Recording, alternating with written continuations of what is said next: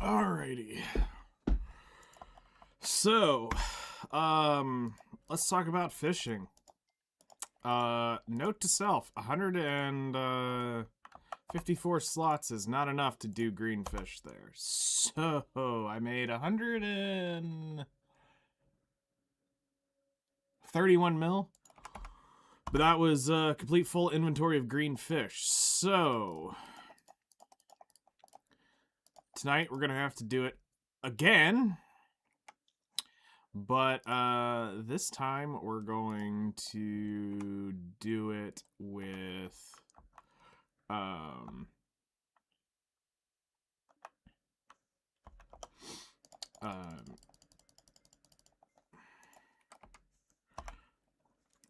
greenfish being thrown away, and we're gonna see what blue through red happens. If we still get pissed, then I'm gonna have to spend on the inventory slots, which is unfortunate. 2, 4, yeah, okay. All right. So first things first, we're gonna go back and finish all the energy on the fucking you. Collect the stone on you. And then we're gonna go finish off the Corsair's energy, and then we're gonna see roughly how much we have, and then work on probably doing another character or two before we wrap up today on Timber and Rough Stone, because we do need a bunch of stations, and this is how we do it.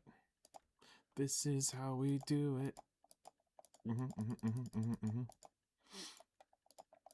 So, yeah.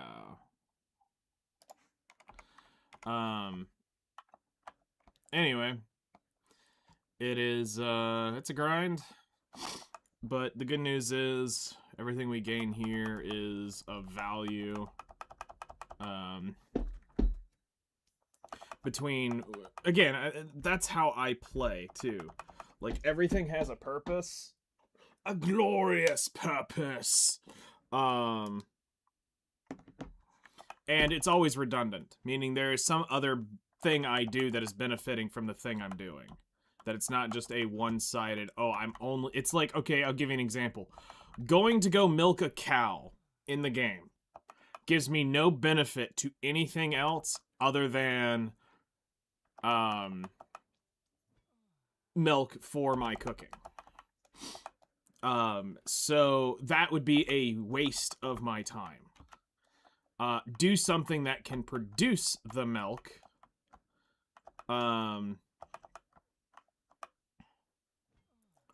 And create your own plot of dairy farmers. Just thick udders everywhere. An unlimited elven milk supply. No, but seriously though, it's like here. So we're getting the rough stone, yes, but we're also getting copper, platinum. We're getting ores for crates. So it's like we're gaining something else out of this while we're gathering. Plus, we have the money aspect of it, of things that we could sell. Like, if I wasn't doing horses, you just sell the platinum. The platinum is worth more, and that's the terrible thing, and this is why they need to update the crates.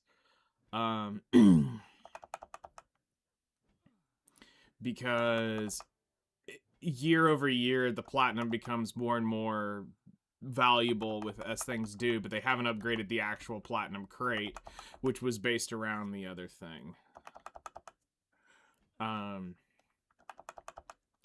So again, it's based around the actual economy and how things have changed.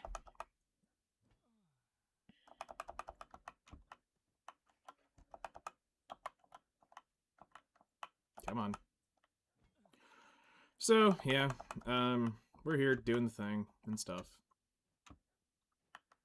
Alright, that's just dried up, so we'll just move on.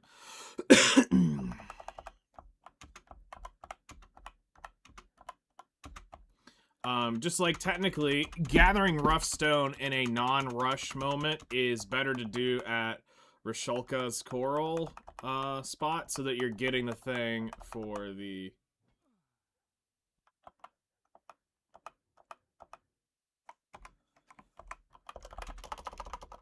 gold key.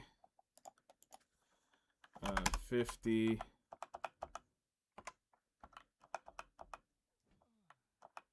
If I could fucking hit it.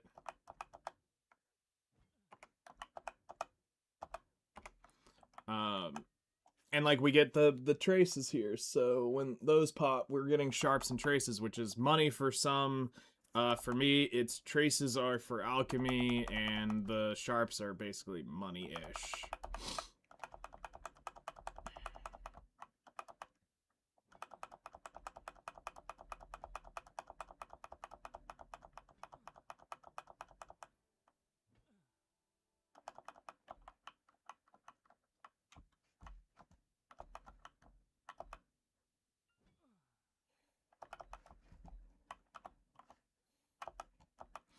Like doing the snowfield cedar timber for logs. That's literally crates.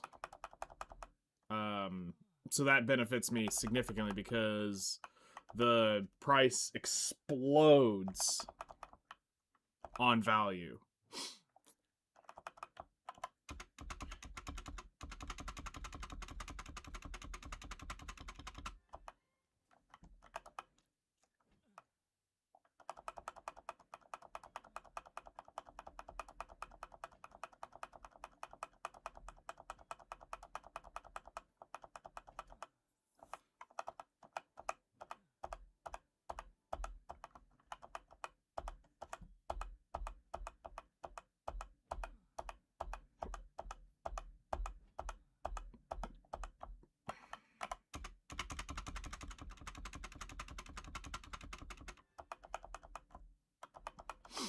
So yeah, that's why I try to min-max things, is just so that I get the biggest bang for my buck and I'm not overlapping or just doing a monotoned idea.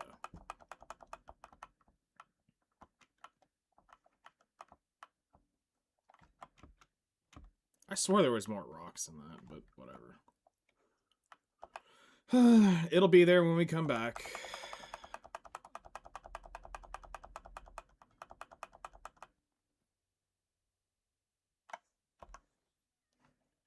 All right, hold up. So we're getting 15... I'm actually semi-quasi-curious to hit this with Agris. I might burn somebody's full Agris here. We'll see. Because I don't remember if it works on logs or if it works on stone. Stone we need more of. Significantly more of. So that's why I'm kind of more curious to blow it on stone. But I kind of don't want to do it on... Do I have anybody with, like, actual weight that can come out here? You have weight, but I think maybe we might bring you out here. You've got some weight. You need to be burned off. You don't have weight. Yeah, nobody else really has weight, so it may have to be her.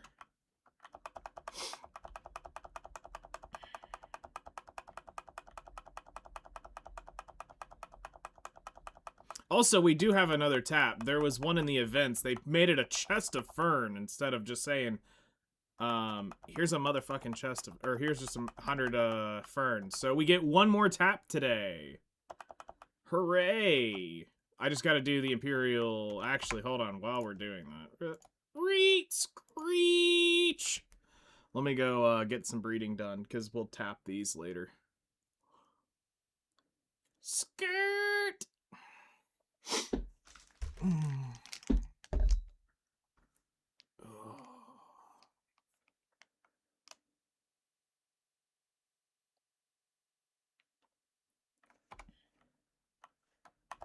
Alright. Horse segs.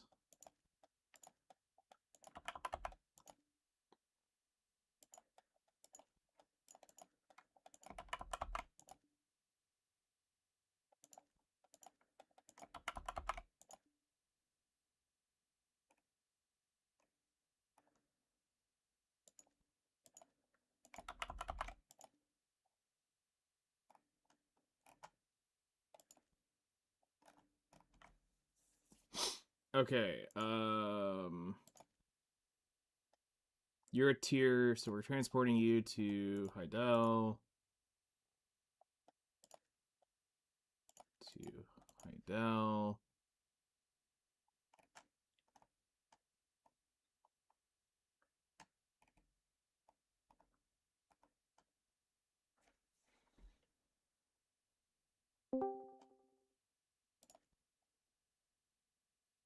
Yo, Hello there. what's going on?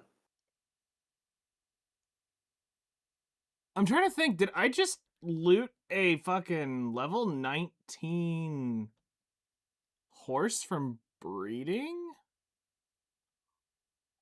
What? I don't know what that means, but sounds cool. Means I may have just had horse sex, and the horse may have just come out naturally. Uh, level 19. Leveled? Yeah. I mean, it came out with a 5 o'clock shadow, full beard, 20 years work experience, ready to fucking go. Nice. Yeah. Because, like, you need to be Imperial horse delivered. Yeah. Has to be in this file to launch. Okay, that's fun. So I am You. playing a dead game. Okay. Okay. A buddy of mine found a way to play Marvel. What was it? Marvel Heroes Omega, Okay. which is a And. game that shut down like 5 years ago now. Oh, shit. Yeah. So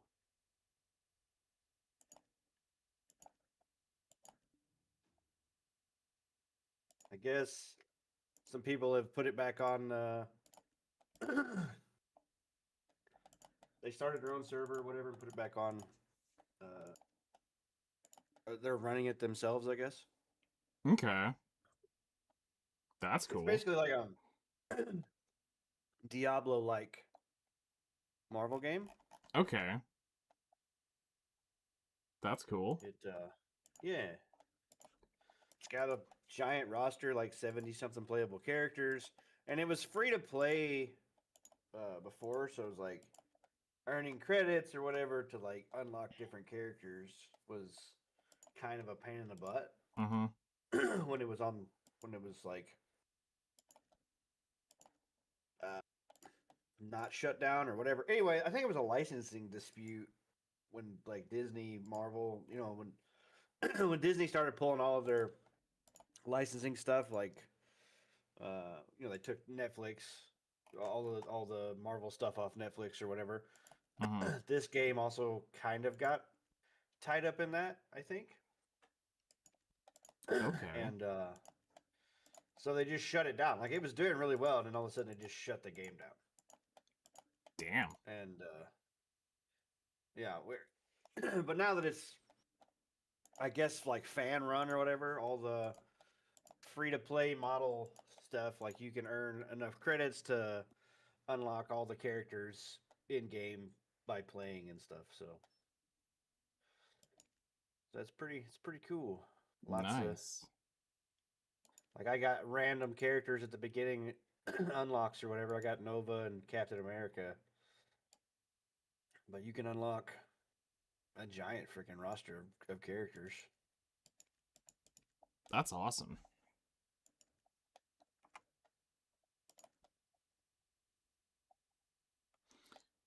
Let's see here. You can Recover. get the Green Goblin.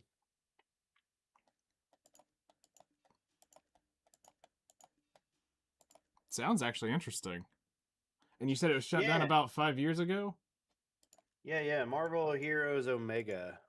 Interesting.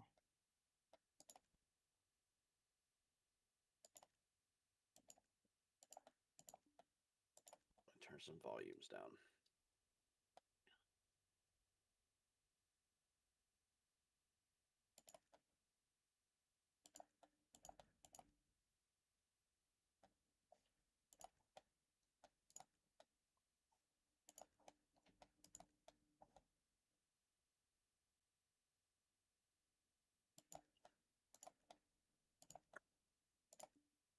All right, more horse segs.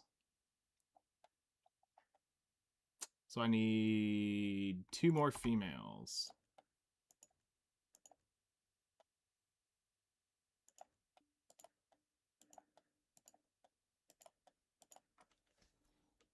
That are breedable.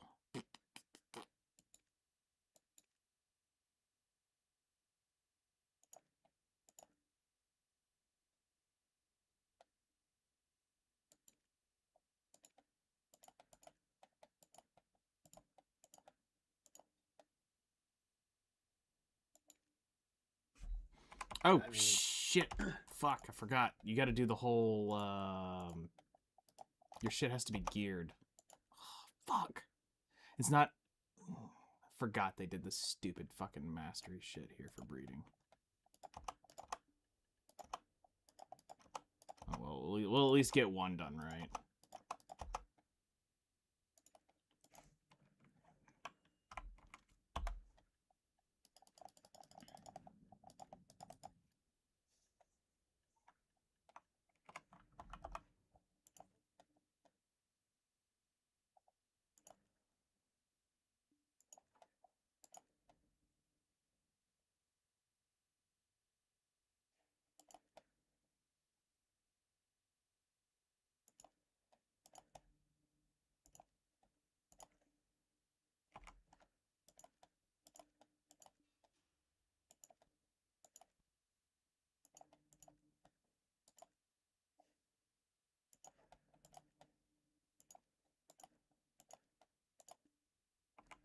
More horse segs. Let's go.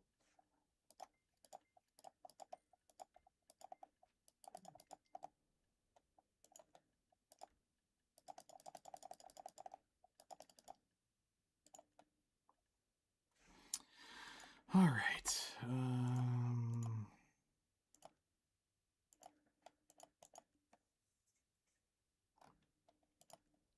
All right, so we have 155. We have the Royal Fern.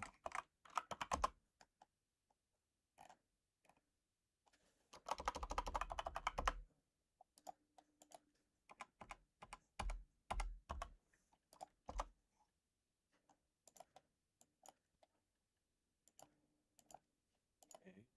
This is how this works. All right, so we have 1 more tap we can do. All right, we'll go do that in a bit.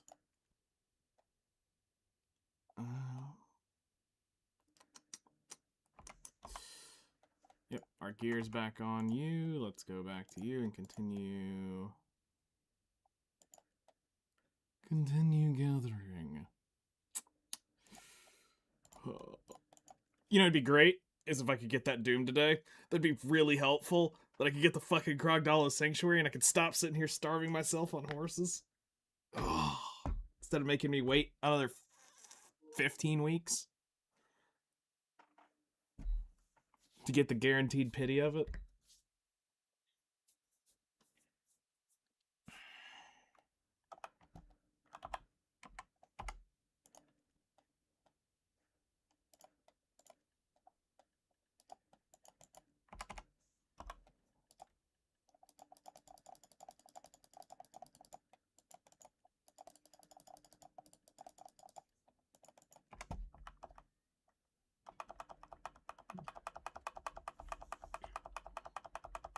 So I'm just wondering how long till that game's gonna get DMCA'd.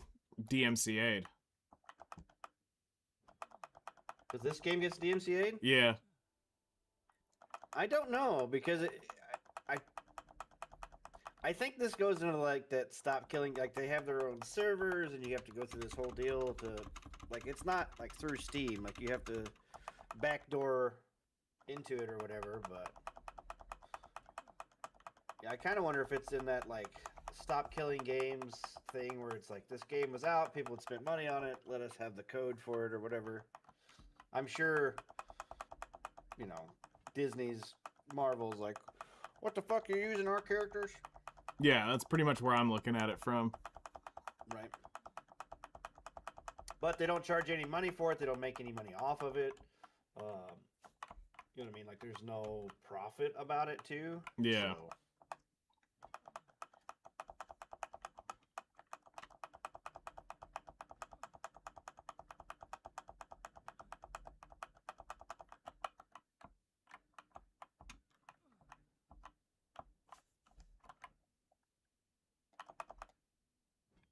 Yeah, the whole stop killing games thing is definitely something they need to stop doing, because it's like, imagine all our old console games and all that stuff, you know? Like, we could just go play it anytime we wanted because we fucking bought it. But this is one of the issues of online games, you know? Yeah, it's the major issue. Like, if I wanted to go play Anthem right now, I couldn't. If I wanted to go play High Guard with my buddies, I would still go play Anthem. Or Outriders. Yeah, or Concord, you know? I mean, I'm not talking about games that I never cared about or tried to play. But no, I mean, like, the point still stands is, like, the game should be available offline if they're gonna shut it down. Like, yeah, or let somebody control the server like this. If it's an online game, which is why I said it's kind of the same point I brought up last night with some buddies. I was like, why is this? Why are these games? Like, they spent hundreds of millions of dollars on these games, and then they just disappear. yeah. You know, they just don't exist anymore. Same with like Concord or whatever. Like, they spent $400 million on that game, and it just doesn't exist anymore. You know, it's like, Nice 400 million. To me, that seems like money laundering or something. Like, you just have a product you can funnel $400 million on, and then it just doesn't exist anymore. Like, that $400 million is just gone. Funny how that happens. That's, like I said, to me, that sounds more like money laundering. Mm-hmm. Some people got rich and I wouldn't say rich, but they got money and then decided to get the fuck out of there.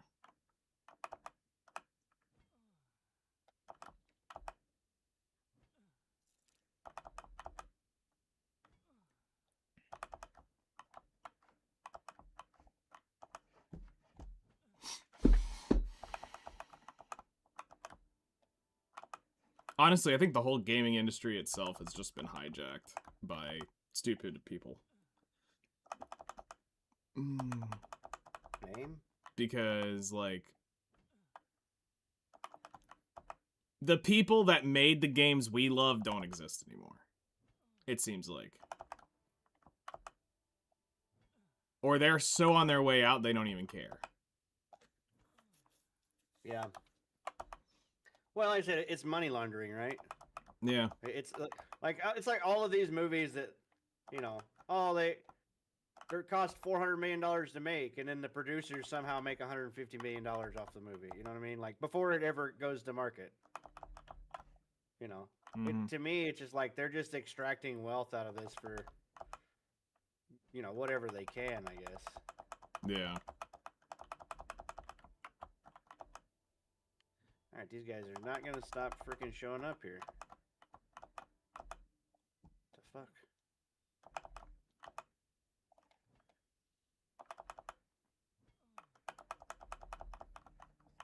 Still too loud. Turn.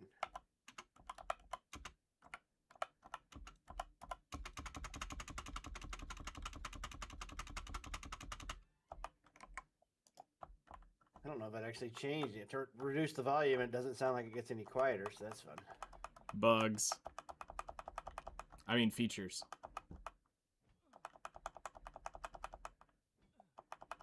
Wait, is this a Bethesda game? Right.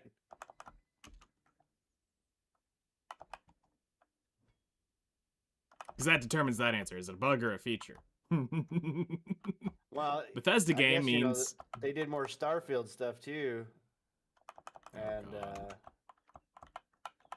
people are like, "What the fuck?" Where's Elder Scrolls? Bunch of refunds and stuff. Damn. Because it came out on PlayStation finally as well. I guess it's not running well on PlayStation. Go figure. Shocking.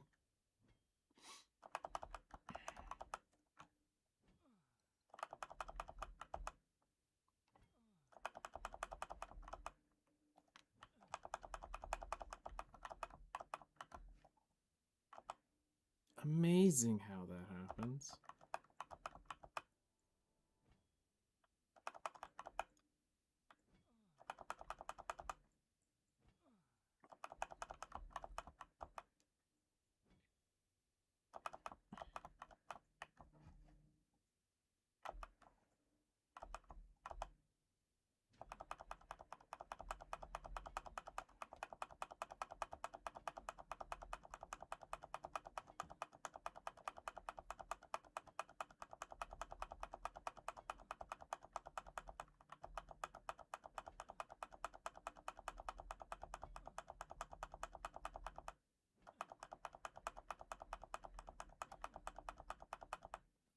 Oh shit. Oh wait, never mind. It was my potion resetting. I was like, oh fuck, I'm overweight.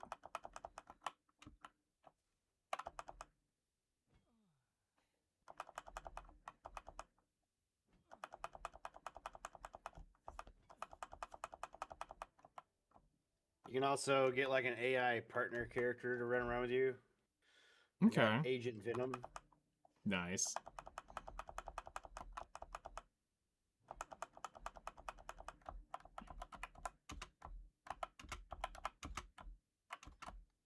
How do I...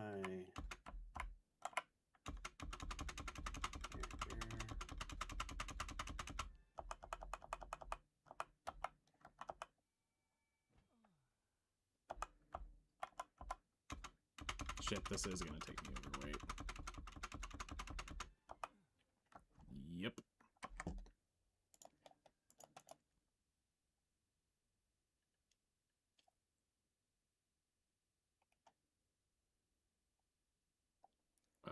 Commissylv Grana. Put the rough stone in there. Let's go to the manor real quick. And drop this shite off.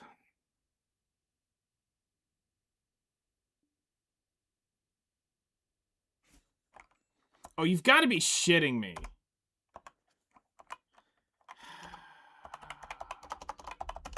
You can't have any harmful effects equipped to you. Cocksucker.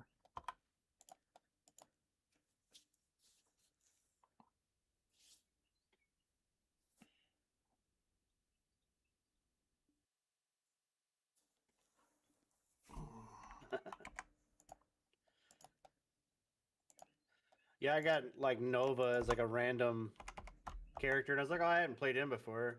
He fucking just nukes everything. Nice.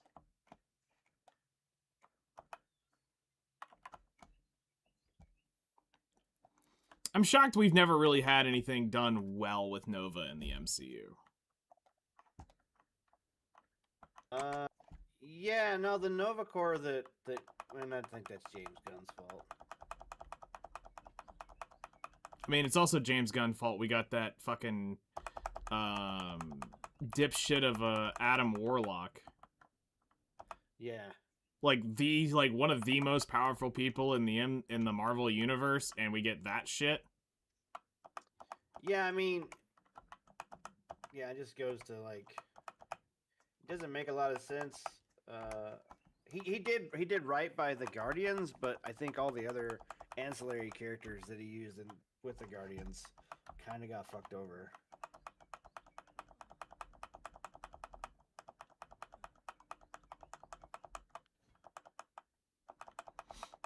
Shit, rockin'.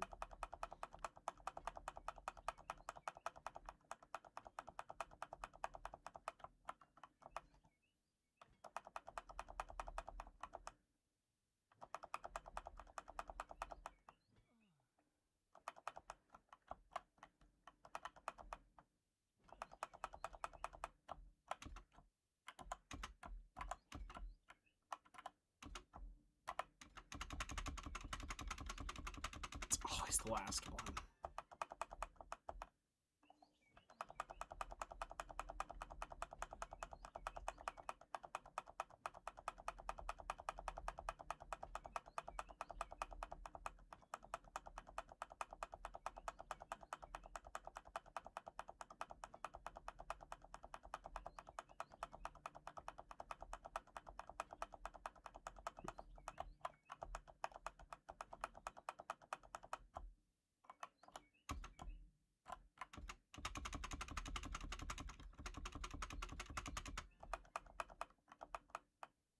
Yeah, and the more I've seen of what James Gunn has done, like I'm less of a James Gunn fan now. Yeah. I mean, so far, I think the best group that they've had in Marvel was the Russo brothers.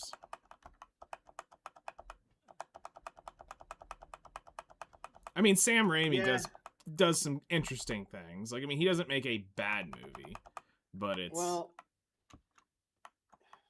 Jon Favreau, I think, has done good. But he didn't direct anything in. Yeah, he did. He did the Iron Man movie. Oh, that's right. He did do Iron Man. I forgot he was. That was what they let him do, because he's the reason why he got Downey on it.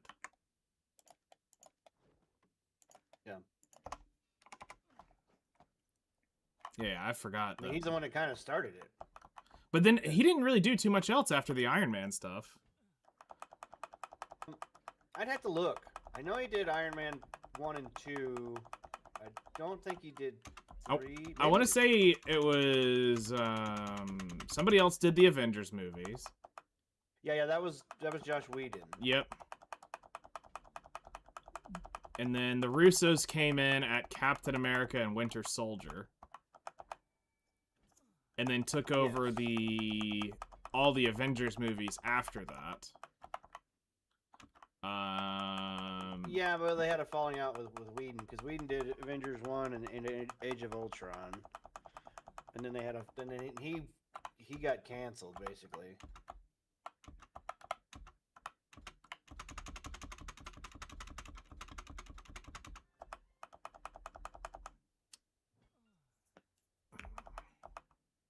So.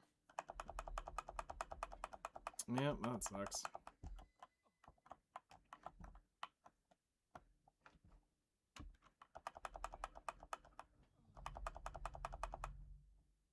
I'm just waiting for the Michael Bay movie. But they find like, okay, here, go shoot a Marvel movie, and then we get the Michael Bay Marvel movie. And it's like, what the fuck is this? Well, I mean, explosions! Yeah, he's still doing the Transformers though. He's just an executive producer. He stopped directing though, from what I understood.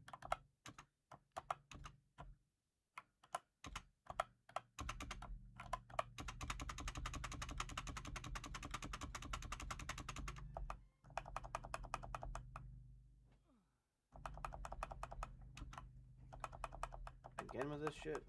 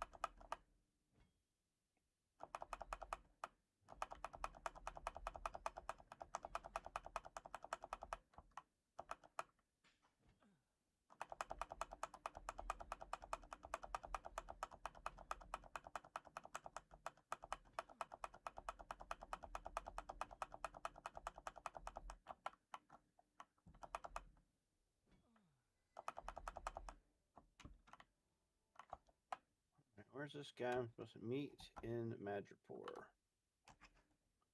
So now, are you playing against other players, or is it just AI? No, it's like I said, it's Diablo-like. Okay. You know what I mean? Yeah.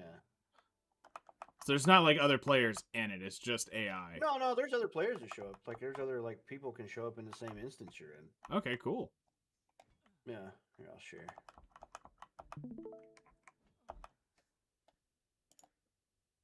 Kind of see what's going on a little bit. Oh shit, that's loud.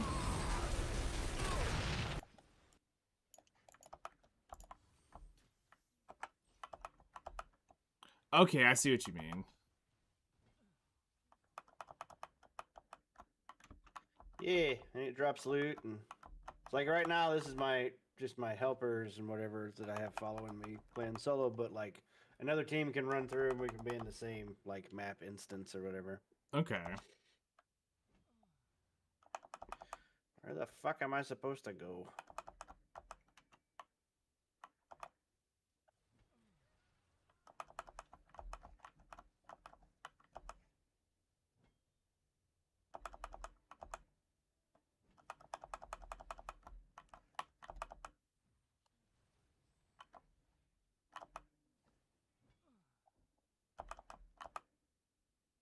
I hit a wall with Winrose. Oh, you did? That was fast. Yeah, the combat needs some balancing stuff to it. Basically, like you can walk into a camp, all the enemies aggro to you, and then they all attack you at the same time. And you have limited stamina, limited poise. So, like, you're trying to block, which drains your stamina. Then you attack, which also drains your stamina. And then you try to dodge, which also drains your stamina. And then you're out of fucking stamina, and then all four of them hit you and kill you. So... Sounds like you need to get some stamina. Yeah, well, that's the thing, too, because the leveling... How you level in the game is not through stamina combat. Well, yeah, no, it's actually not. Okay. Weirdly enough, because it's through like exploration. So like, there's different point of interest on the map. You go clear them out, like find all this hidden chests, and that gives you XP, which levels your character up. And then like doing quests obviously gives you XP, but like just combat and stuff does not give you XP, which is kind of the detriment for a survival craft game when you need to level or whatever. Like, I like what they're doing with it, but it's got some flaws. And then once you get your own ship, right, you're like, oh, here's the point in the map. You need to sail to this map to do the next mission. Well, as you're sailing, there's not just one other ship out there. They travel in packs of fucking 4, and then they all obviously aggro on you and start shooting you with cannons. Well, you're one ship. You need to turn into the Black Pearl and just yeah. I mean, it fuck shit up. Doesn't work. I know a lot of people are like, "Oh yeah, I need to go to do this mission." Oh, I can't because it's just surrounded by other fucking pirate ships or whatever. So it's got a. I found it.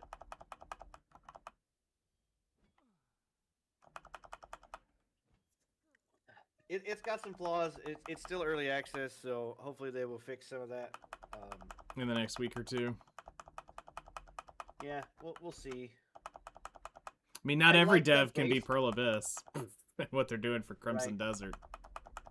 I mean, I like where they're going with it, but other things like, and here's another thing too. It's like you're fighting like 10 normal enemies, like normal people or animals or whatever that show up. Like, you have no AoE, you have no like way to really combat them. Like, you get a musket and like a fucking musket pistol, you know, shit like that, but you don't get any real way to cleave, like, deal with the groups of enemies. And you need an AoE of some sort. Friggin' Molotov or something, you know. Heaven forbid you throw the rum. Yeah, I mean... Jack will come after you in a heartbeat. Why is the rum gone? Why is the rum always gone?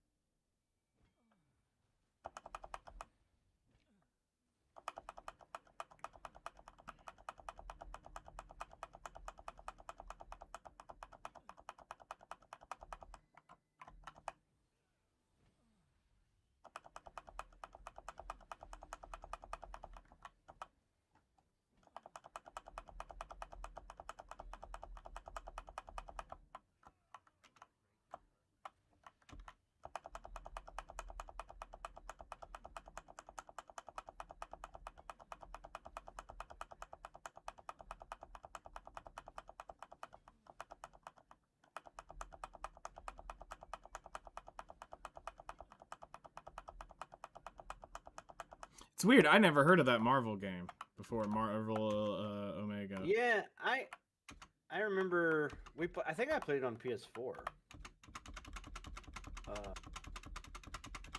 I know it was on Steam, but I was also listening to a podcast at the time, Mm-hmm. and one of the guys on the podcast was like, worked on this game and was talking about it, and then like all of a sudden he's like, "Oh yeah, now they're shutting their game down. We're all getting laid off." Like it just kind of came out of nowhere because it was like doing really well. Mm-hmm. Greedy executives doing greedy executive shit. That's what it sounds like. But yeah, I mean that was that that licensing deal. It's like Netflix had Marvel, but Then the Marvel's Disney like, Plus. no, we're gonna make Disney Plus, and so Mm-hmm. that was kind of the. Sorry, there's like a gajillion guys on the screen.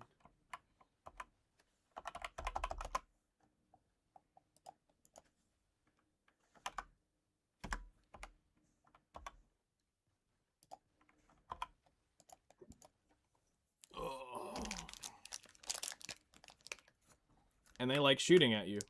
Shocking. Trying to remember all my powers. So last time I played as Deadpool was like my main. Mm-hmm. And Deadpool, once you get to his ultimate, I don't think I have my ultimate skill yet.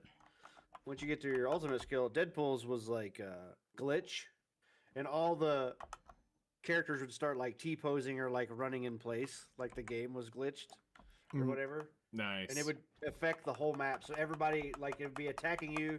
You hit that, they all like freeze, like you broke the game because of fourth wall breaking or whatever. Yeah. And you can nuke them, so that's fun.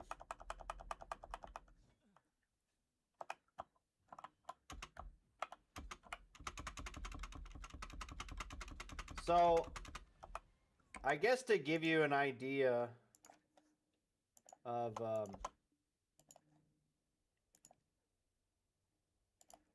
so one of the characters you can get, Sam Wilson's Falcon from Civil War is a character in this game.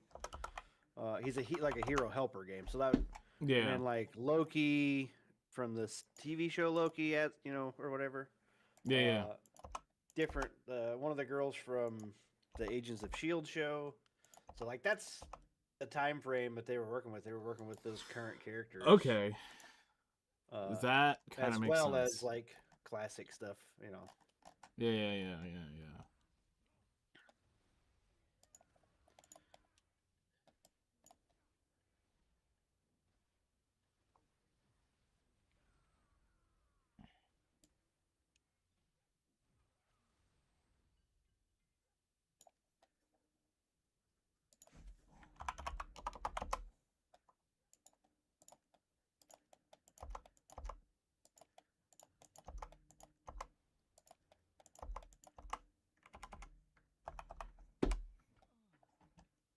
I'm literally bleeding money just to keep myself from having to process right now. So I can do other shit. Fucking this guy's name, Death Scythe. I didn't see. Grim Reaper.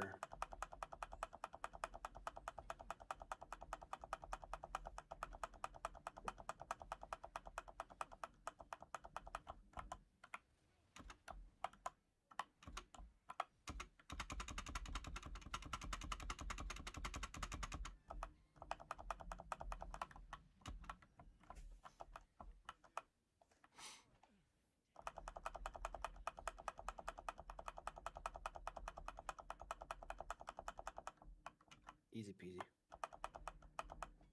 Says the man who was getting his ass handed to him about 5 minutes ago. I wasn't actually getting my ass handed to me. It just like I was overstimulated and I couldn't talk. Fair. Just so many guys. I'm like, do all the combos.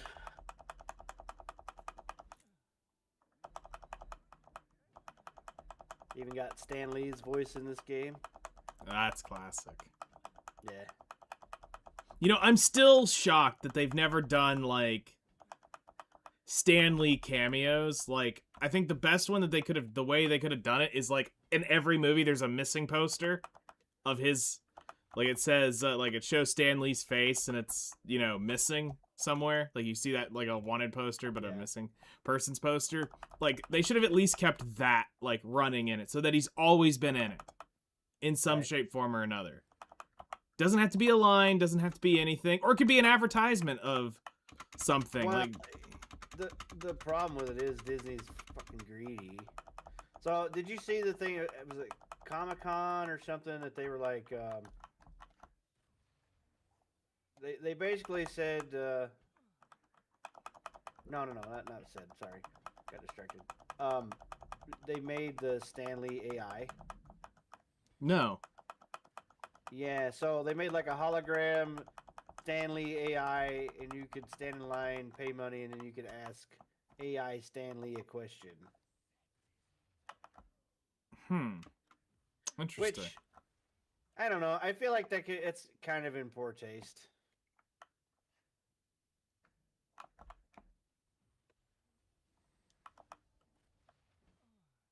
Yeah. Now, just as, like, a random, like, making just AI Stan Lee at, like, the Disney park, sure. You know, is a thing. Well, this is like a Comic-Con, like I said, it's like a Comic-Con experience or whatever, and you pay $40 or something, you know, or whatever, stand in line to go talk to AI Stan Lee.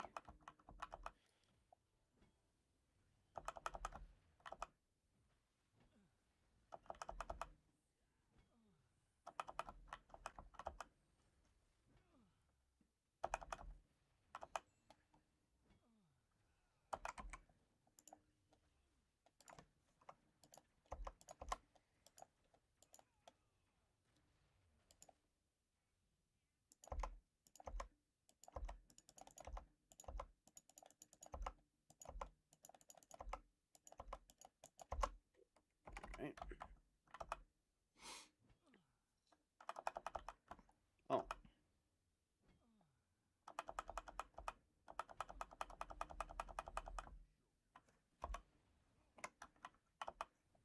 Alright, we're almost done with the rocks here.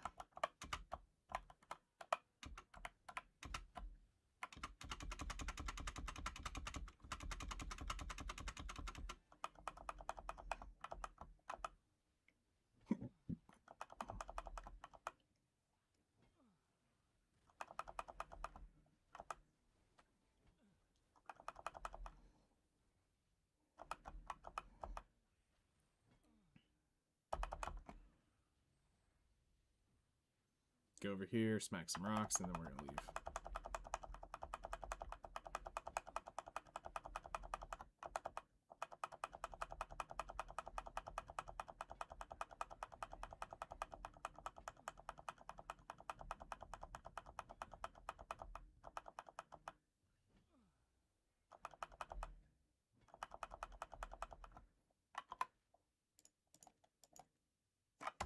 I guess I did it.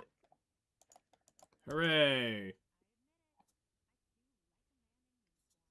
There was like a instance that happened.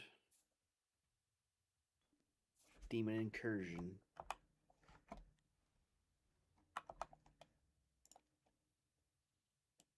So I need to check my powers. What else did I gain? Nova Flare.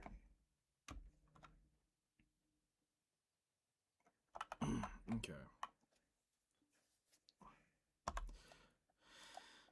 Take all this stuff off.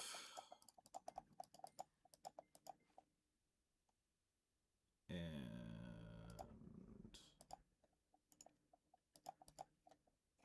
put that there. Wait. Fuck. Whatever.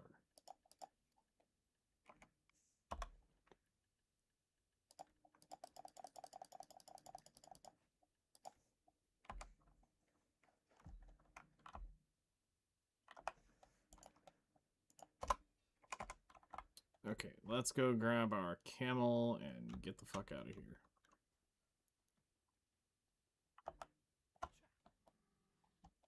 Smack that ass.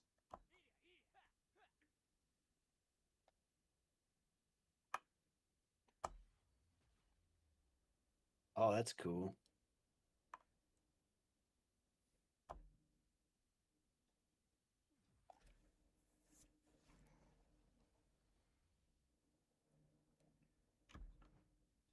Mm.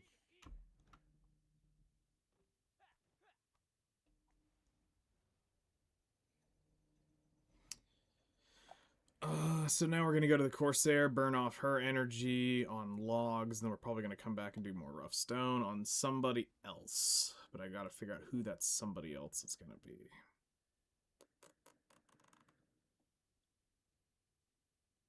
Maybe we'll bring the... yeah, because if we bring out the... Okay, that's how we're gonna do this. We're gonna bring the...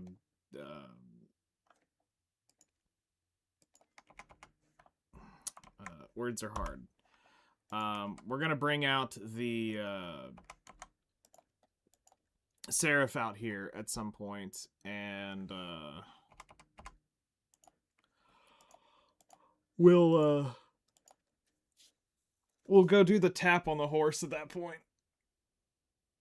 So we'll make the sensor, and then we'll go tap. So Doom tap here in probably like 30 minutes. Okay, interesting.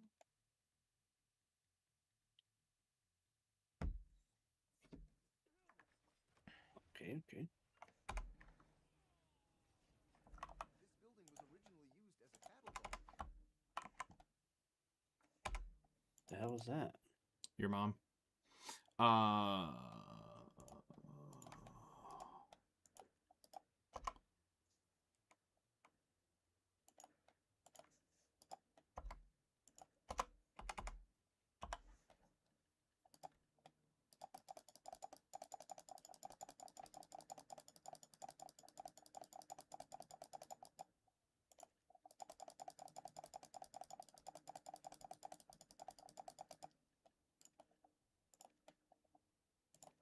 The gathering artifacts.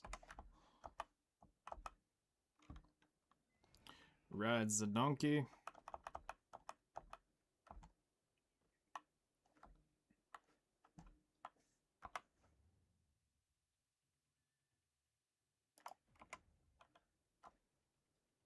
This building was originally welcome. You'll find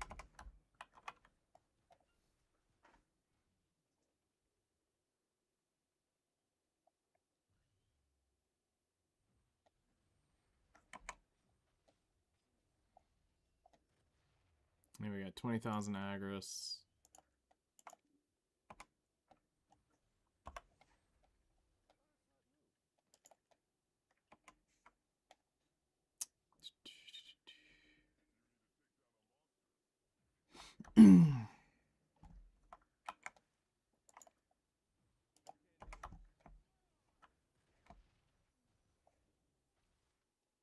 Alright, time to collect all the logs.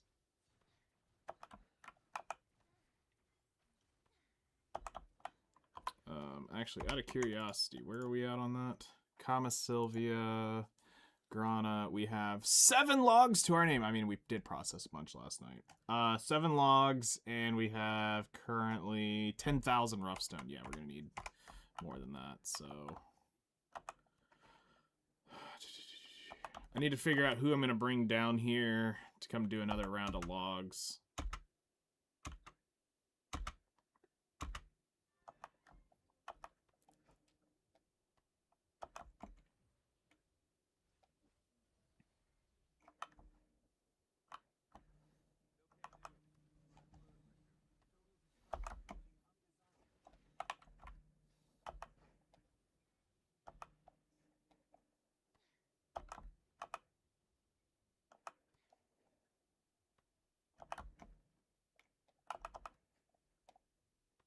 Somebody is Phoenix. I just saw the blast of fire come blowing by. Yeah, and then like they interact with each other. Oh, the helmet the supercomputer helmet or whatever that's Nova's has. Yeah. It's like, oh, it's Phoenix, Omega Phoenix level threat detected as she flew by. Nice.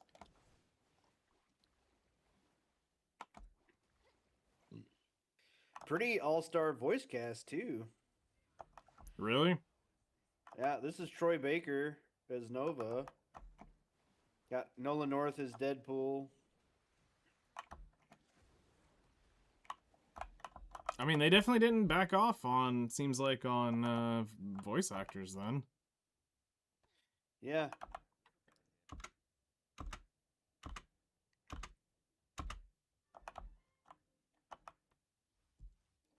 I mean, I've heard a lot of them. You know, the big guy, the big Western voice actors. Okay, dude, I'm trying to help you and you ran away. Okay, cool.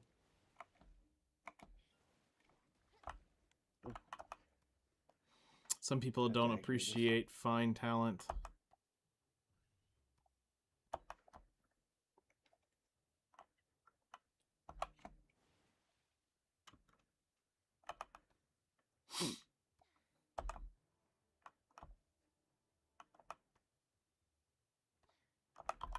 Oh yeah, I should probably pop guild buffs. This way I'll have them one more time before I head off today.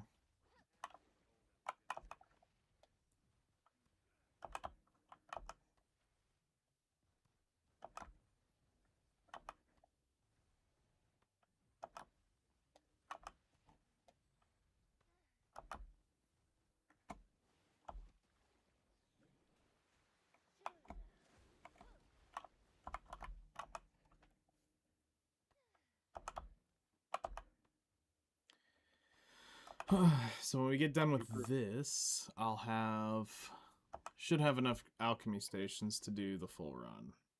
Should. Gorgon. Talk about some obscure freaking Marvel villains.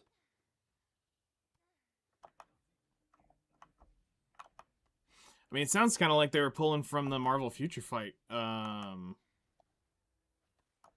roster even. 'Cause, I mean, that's got some astronomical amount of heroes put into Yeah. it.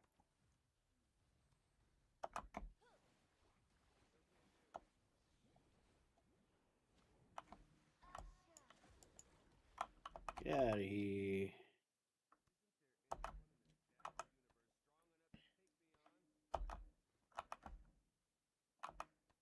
Oh, my inventory's getting full.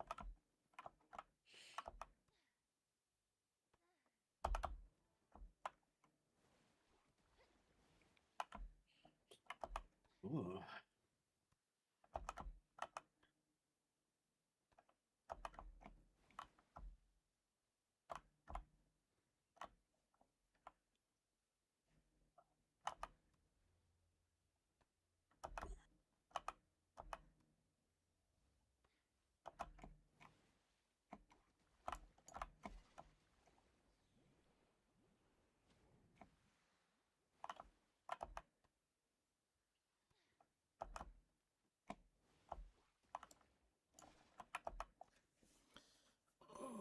Oh yeah, I keep forgetting I have my stupid pet thing. Your pet? My little pet guy can like absorb, like pick up other tech and stuff that I don't want, Okay.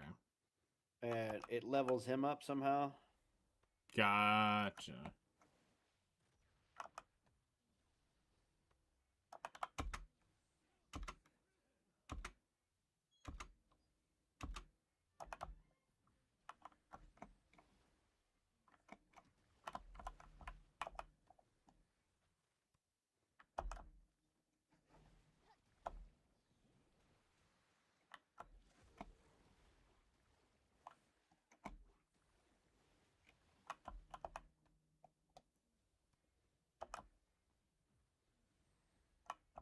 Both of these should be a pine.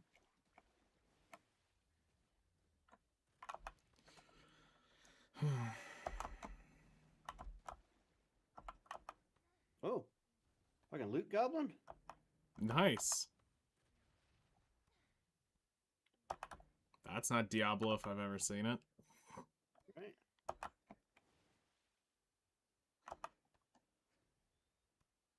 Just have my guy suck it up.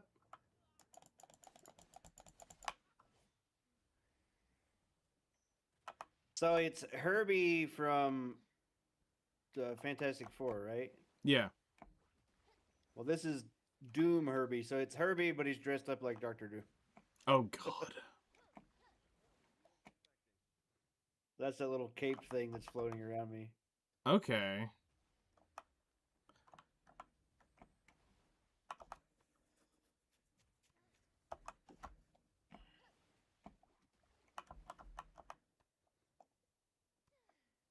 I also like it too at the beginning of the game. So you can basically play every character up to level 10 Okay. as like a trial run.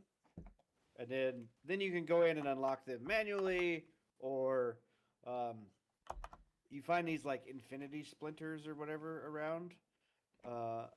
It's a drop, and then you can go use those to buy like a random unlock. Or you can there's like a random unlock box that gives you a random hero, or Yeah. I think you can buy specific ones too. And So- that's probably where the gotcha was in it that made people not want to play it. Well, no, I mean, no, people were playing it. They wanted to play it. There was, it's free to play aspect or whatever, but yeah, there was some, you could buy these splinters or whatever as currency, to like get more heroes or whatever, or cosmetics and the like, Mm-hmm. which most free to play game stuff. Yeah.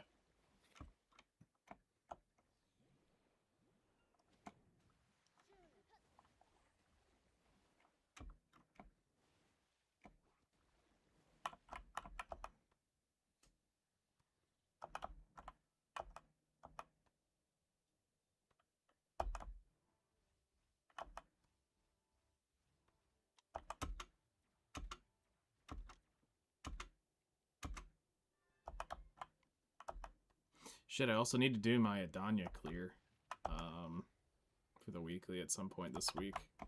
Before Thursday rolls around.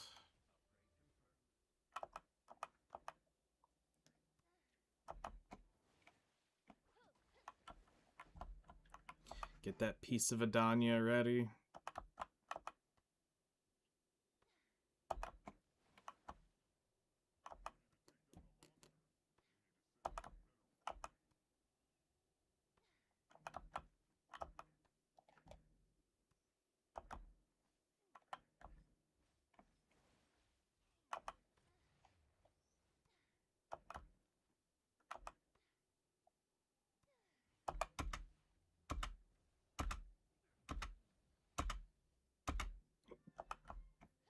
$100 logs.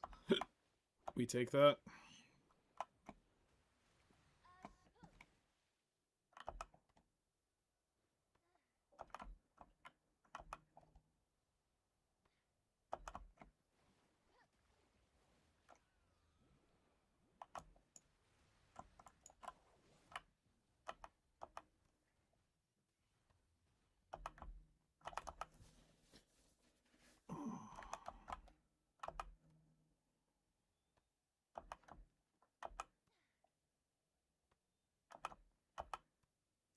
What the hell are these rings for? To make you have unlimited power. Well, not let me. I tried to equip one earlier and it wouldn't let me equip it. Maybe it's for That's Herbie? okay. No, it was just a slot. Maybe I didn't have unlocked or something. Hmm. There's so many like mechanics and stuff in this game I don't understand, and it kind of hits you all at once. It's like, oh, you can do crafting, or you can do this, or you can do like. There's just so many fucking things. These guys are over here nursing their wounds. Fuck them, die. You ain't allowed to do that shit.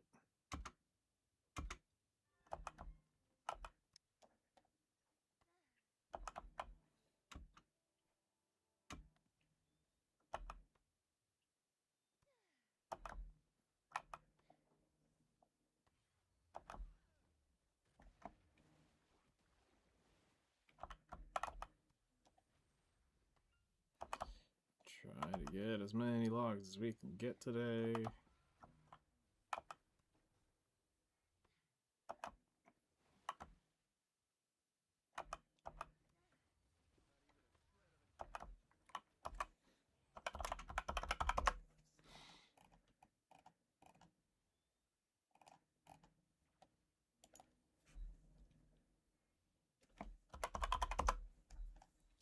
I have 12 alchemy stations. Actually, I may be a lot closer than I think I am. Let's see here. We had 12 actual stations. We have 8 on me. Whoop. Shit.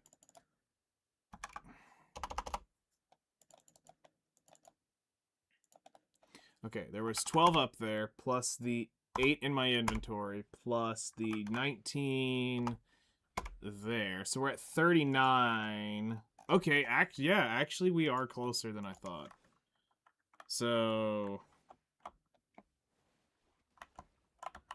doing what we're doing here may actually be the tipping point. Because I only need 5 more.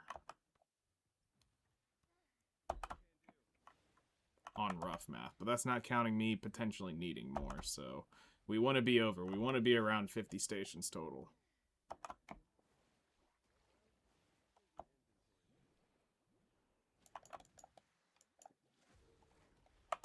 Because you never know what we're going to have to potentially make as well. Like, something may be not enough, so we got to do another run of it.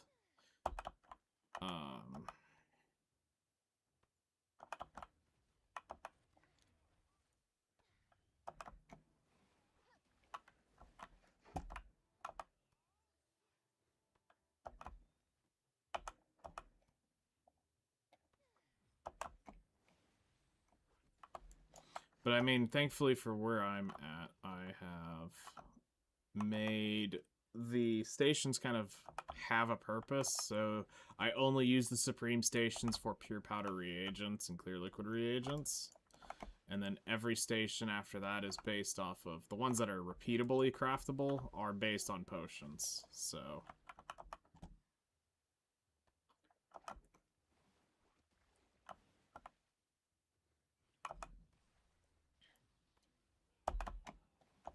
yeah, it takes me basically 2 stations to craft what one of those Supremes are, but I can't sustain Supremes.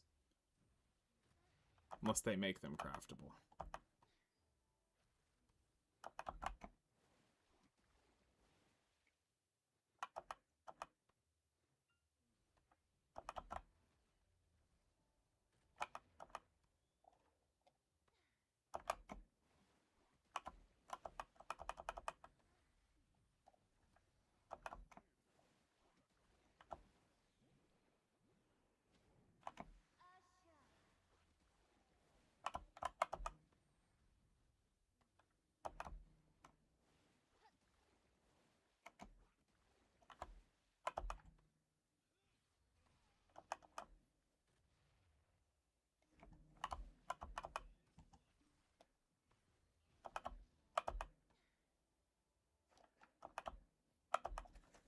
See if we can get these 3 trees without going overweight.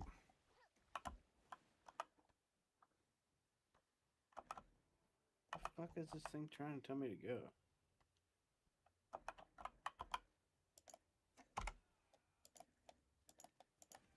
It's trying to tell you to go to your anus!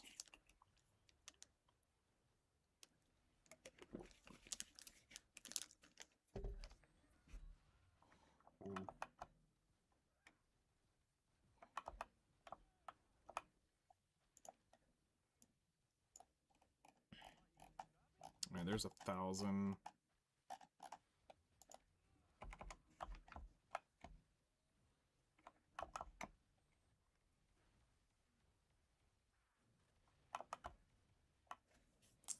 Alright, on to the next one.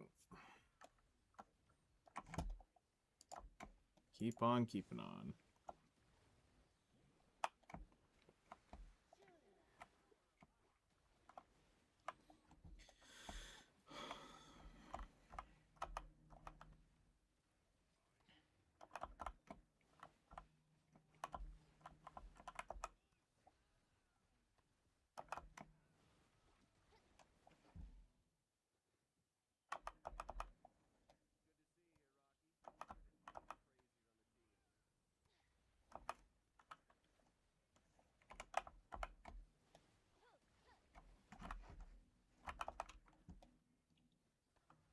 Oh yeah, how close are we hitting to... Oh no, we did go past the other guru level.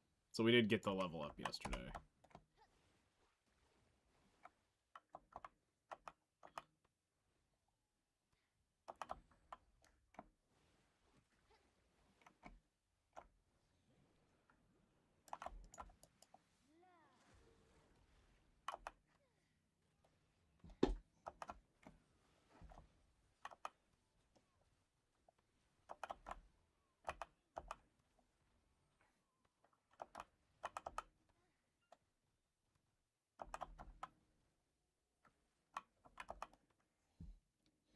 So when we get done with the Corsair, we'll go process up all the materials. We'll go see how many we can craft, and then we'll do the math on how much more we really need to go roughly gather.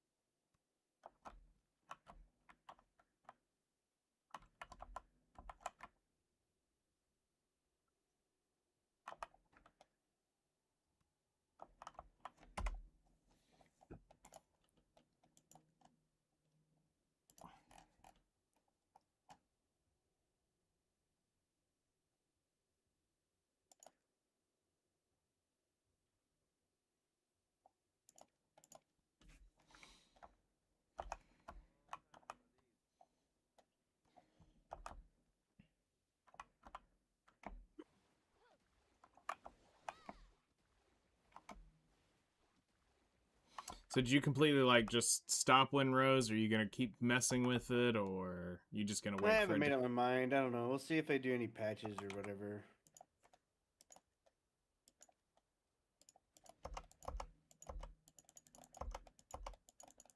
It's like I want to keep playing.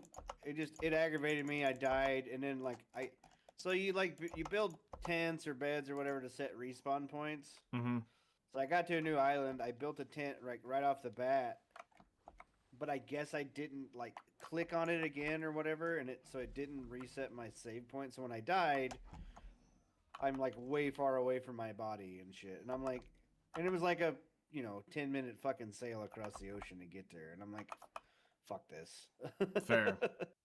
And then they may have destroyed my ship too, because if you die and there's other people around, it could, you have to rebuild your ship, and it's just very aggravating. And I'm just trying to get down to the next story mission so I can, get onto the more powerful stuff or whatever to be able to take on those enemies or whatever. Yeah. You need to get to the next tier of iron. I'm in Copper Age. I need to get iron or whatever. So Okay, that kind of makes sense. yeah, it's frustrating. And like I said, I was telling my buddies, it's like I don't know if it's most survival craft games aren't really fun to play alone. Mm-hmm. This one's not bad, but and I also told him when you play with other people, it really feels like everybody's going to have their own ship. Because the way the ship combat works, it really plays a lot like Assassin's Creed ship combat, where you're at the helm, but you can also control all the guns and everything. Yeah. So I don't think that having other teammates are going to be able to control individual aspects on one ship. Okay. So it feels like they would have their own. So it'll be less Sea of Thieves, more Assassin's Creed. Got it. Yeah, multiplayer Black Flag. Like what Skull and Bones should have been. Shots fired. That's so sad. They make a pirate game and then literally flub it. Well, yeah, and they turned it into a ship battle game. Which I said that, when they first announced it, I was like, why would anyone want to play just a game where you play as a boat like that? There's no other exploration. Like, if they gave you the same, exploration stuff as they gave you in Black Flag, different story. You go on islands, you could find different things to make your ship better, which is kind of what Windrose is doing. I just think there needs to be. So, like I said, it's very pirate themed. So there's obviously your muskets and pistols and stuff like that. But like, this game needs a bow and arrow where you can craft arrows cheap and then spam arrows or whatever at range. Yeah. Instead of fire a musket. Load a musket for 3 minutes while the enemies charge you, and by the time they get to you, you can't do a follow-up shot. You know what I mean? So you're back to using melee. So, and it would be one thing if they did enough damage to one-shot stuff, but obviously they don't. And that's even with me lowering their health down to 75% of normal. Like if they were at 100%, then yeah, it's going to be like 3 shots to the head to kill anything, and that's brutal on its own right there. Yeah, so and if you level up and you put talent points into skills, you get an extra 3% damage. That you work through all these things to get a level, and then it's like, oh yeah, the next talent point you put in gives you an extra 3% slash damage. Here you go. Here's your little pittance or whatever, it doesn't feel balanced to me. Most of the rest of the game is fantastic. It just doesn't feel balanced. Okay. Hopefully they change it and actually kind of fix some of that stuff, and that's not what they wanted. Yeah, it's early access. Yeah, it's not full game release, so very much possible that they can listen to fans and fix it. I hope they implement public servers, because playing multiplayer is well, it's like one person has to host and has to go off their internet, so if their internet's bad, then the other people can't even play, kind of thing. Or you can pay for a private server, which is like $10 a month or something like that, or whatever. Kind of like how Minecraft does it, basically. Yeah, it's a lot like how Minecraft does it. So I wish they would implement some public servers that. So that's why I like Conan and Dune. What Funcom did was like there was public servers you could play on. They each had, the 40 or 50 playable, max characters on the map or whatever. Mm-hmm. And then there was PvE ones, PvE, PvP, PvP servers. So like you could pick which one you wanted to play on. Makes sense.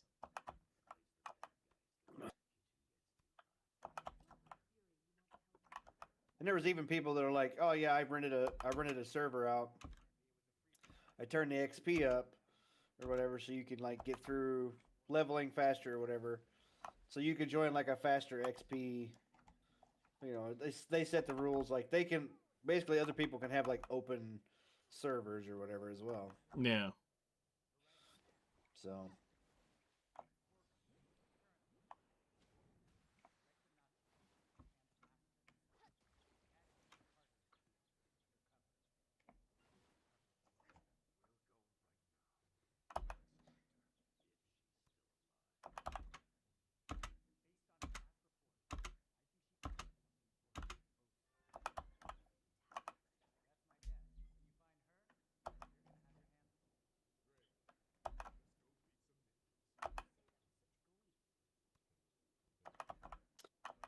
Arc Raiders. This is like an official. So a lot of players are demanding a PVE only version of Arc Raiders. I mean, they've been demanding I that think- shit. I think they could get away with it. I don't think Marathon could get away with it.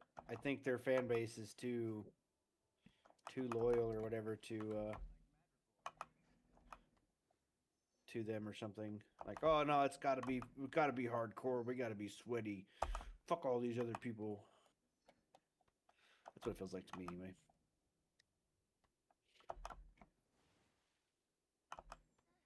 Can I level this lady up?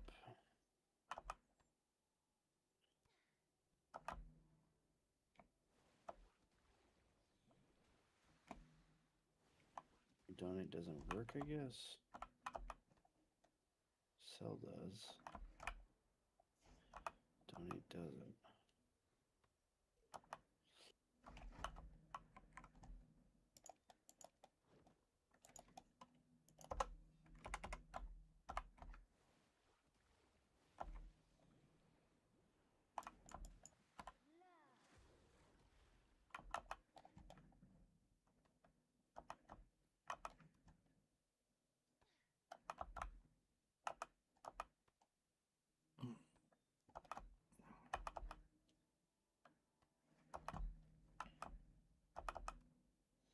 $260 energy left.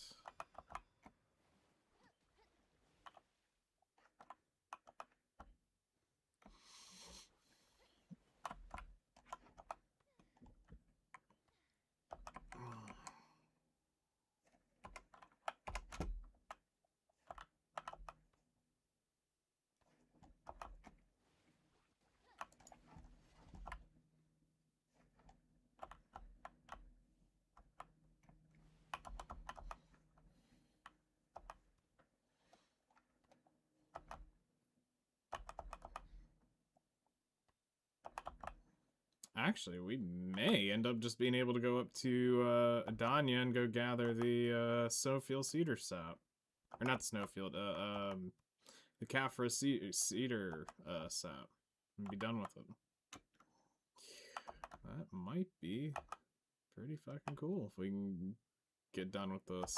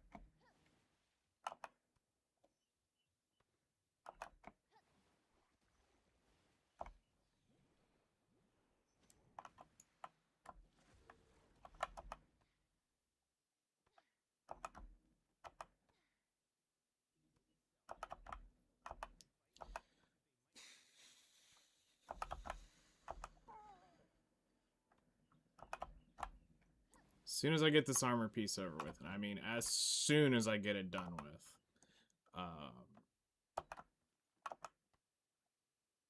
I'll be able to actually start working towards getting my gear to where I can go to start working towards Adania. Which means every 160 bill we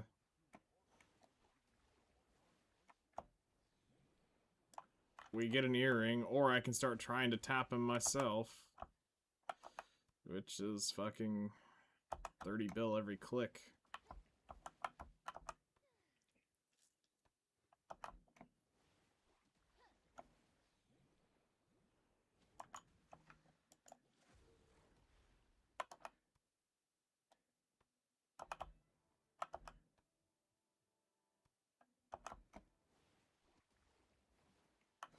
What is the, let's check, what is the enhancement of a Tet Debo at 250 stack? It's 13%. 300 is 15. 250 is far more manageable to get, so 13%. In 5 attempts, you have a 50% success chance of getting it. Average attempt is 7. So every 1 in 7. So if I run 100, it should come out to 1486. 14 successes out of 100. That's mathematically what that enhancement kind of shows. Cleared out of 0, enhance. 144 out of 800, yeah. I mean, it's pretty much hugging that right on the dot. So...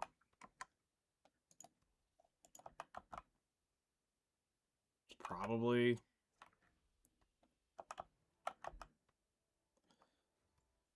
let's see here. Let's just do 29.5 times 7. You're 200 bill a ring on the average, so it is cheaper to buy the pen by 40 billion.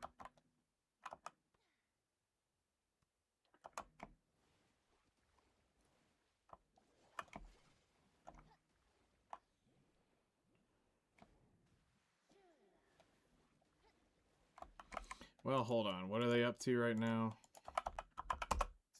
Debo. 175, yeah. 100. I mean, anything under 34 billion, they're cheaper than Croning.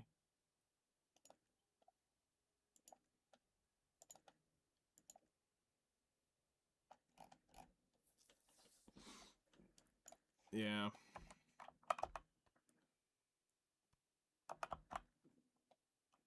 All I need is 2, and I'm at hard cap of Aetherion Castle.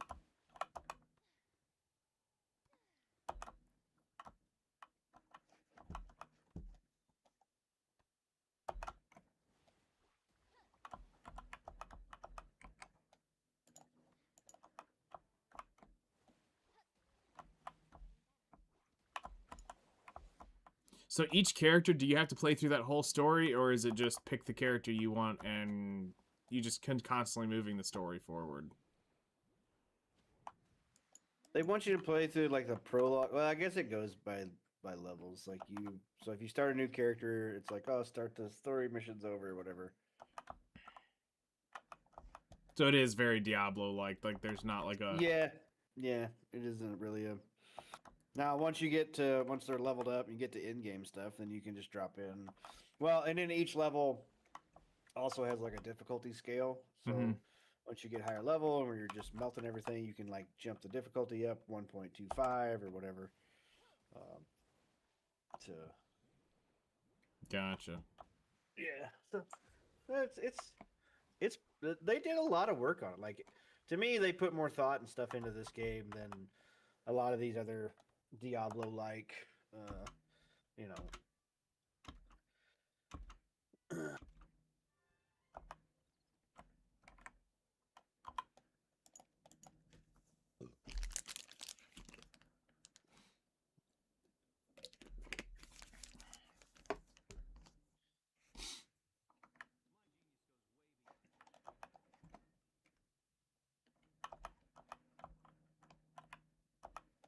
I don't know what any of this shit is.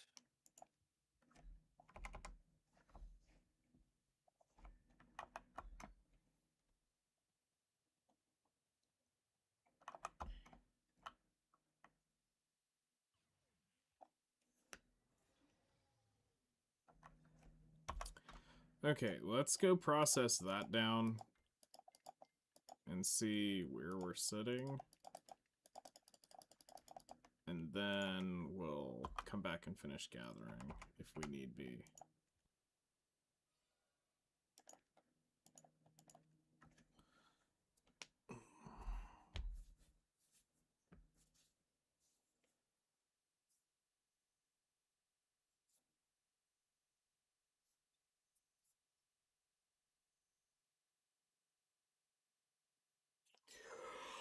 Pretty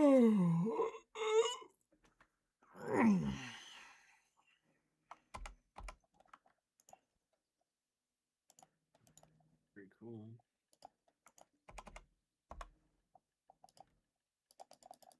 Visit an enchanter to use this rune world recipe.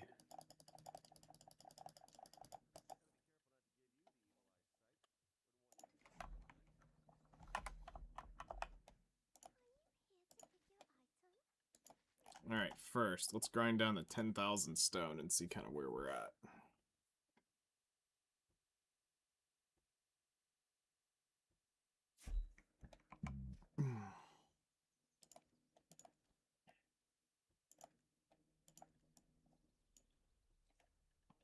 So we have 200 stone left up there. Alright.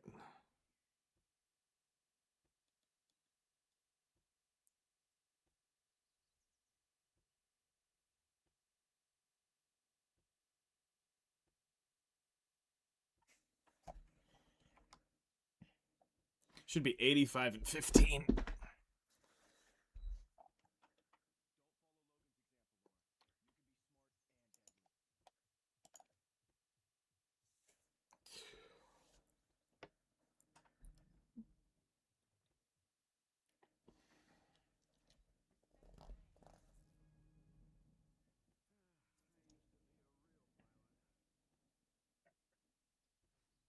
Be right back. Alright.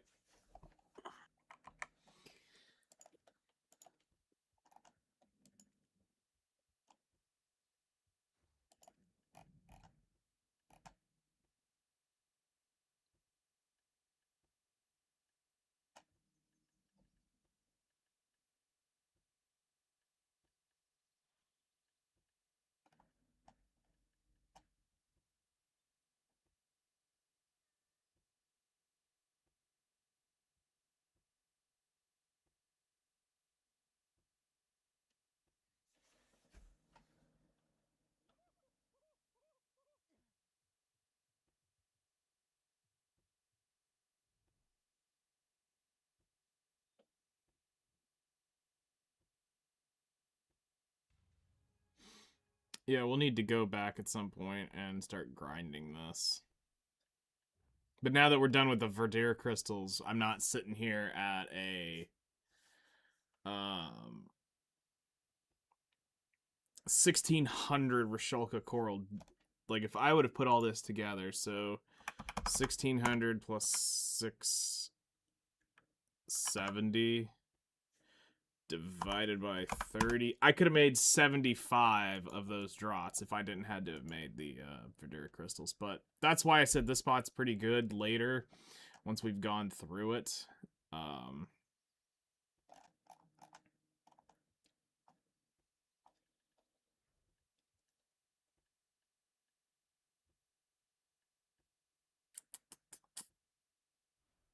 Damn, those coral crystals are the bitch, though.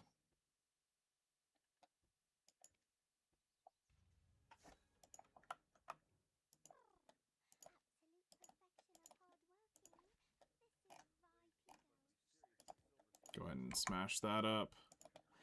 Okay, so let's go do our rough math on this. The rough math plays out like...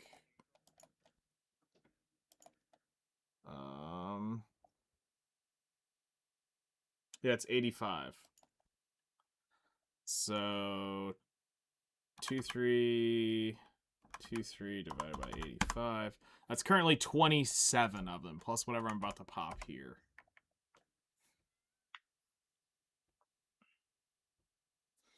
And then we'll need to check to make sure we can make at least 27 in terms of standardized timber, because that's kind of where I'm trying to figure out who do I need to go grind more of.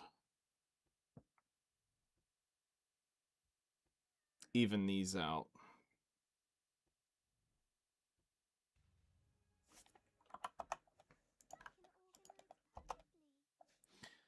Okay, start processing the logs. All right, storage keeper.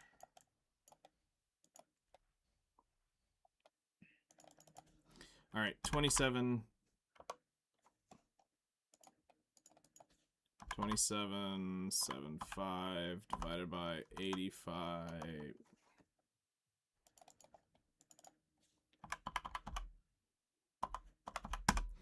32 I can craft. So I need at least roughly that in standardized timber squares. So 32 stations. So let's go ahead and put 32 plus... I've got 12 there. That's 44. Holy shit, that's a barter node all the way the fuck up here? Jesus. And there's one all the way down here.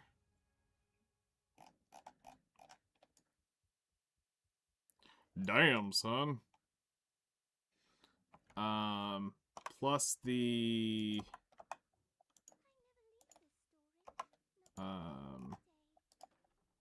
go ahead and mass process that. Plus the 8 I have on me now. It's 52. And then,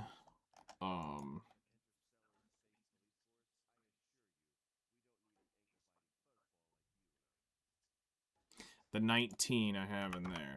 So I have 71 alchemy stations. All right. And then let's do the rough count one more time to make sure I'm not losing it. All right. So 2, 4, 6, 8, 10, 12, 14, 16, 18, 20. So there's 20 stations on this page.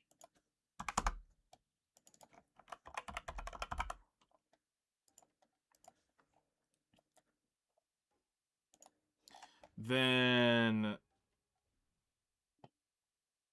2, 4, 6, 8, 10, 12, 14, 16,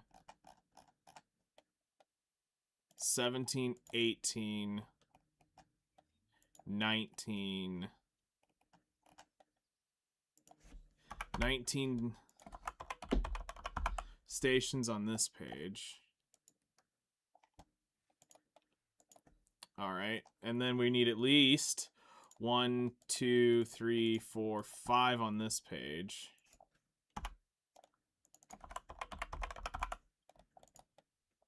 So that is 5, 19, 20 plus 1, 2, 3, 4.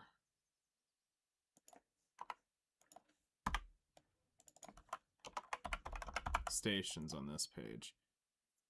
Plus 4 would be... So we got 48. So right now we have about 30 stations more. So I don't think we are going to be...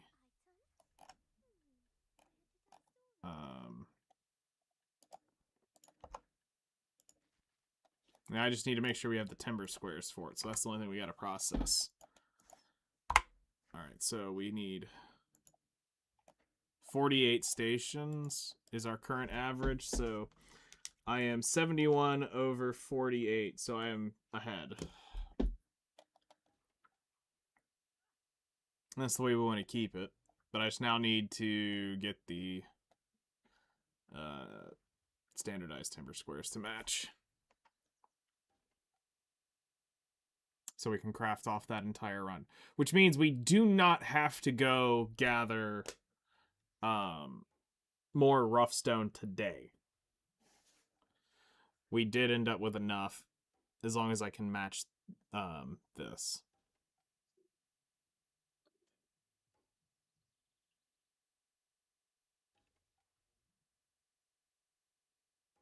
Got too many tabs open. Yeah, that's me on the daily. I can't even read the tabs anymore. Oh, shit. You've gone too far. No. All right, 181.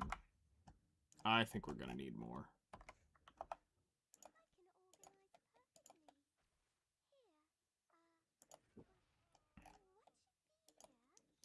Odalita.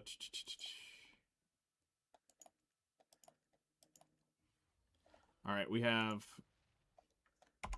Let's double check. I'm pretty sure we only have like 12, which means we're gonna need to go definitely back out for more logs.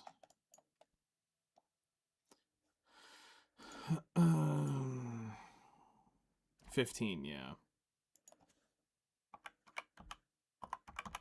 We have 13. So we have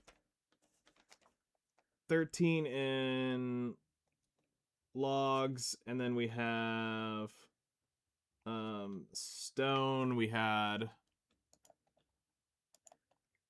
85. So 2775 divided by 85. We had 32. So we need to do a whole other run. So yes, we need more logs. Many more logs. Noted. That's all I needed to know.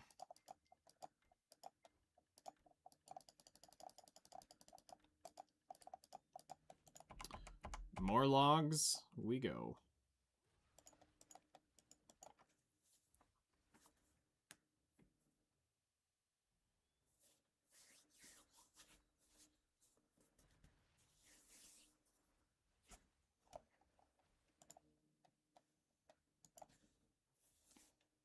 So let's see here. On me, I have 8. I have 12 crafted. And then I was trying to see if I need this. Let's go to Heidel, Serendia.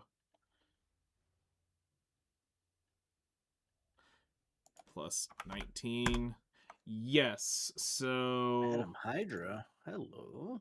39 plus 13. 52. I would technically not need it, but we'll do one more run of Cedar. Is what we'll do. And then we'll go gather Caphras up.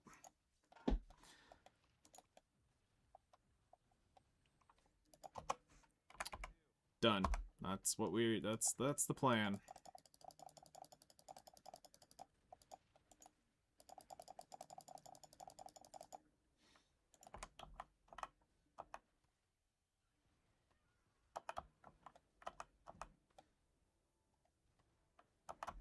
Just enough to get us across the line.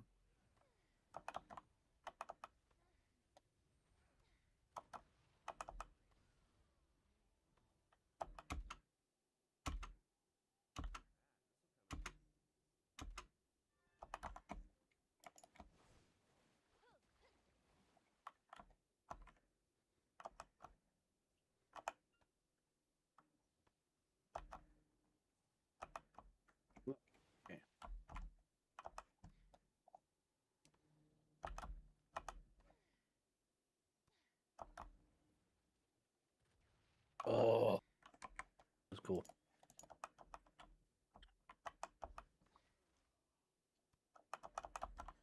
Got this, got this, got this. You have synergy points to spend.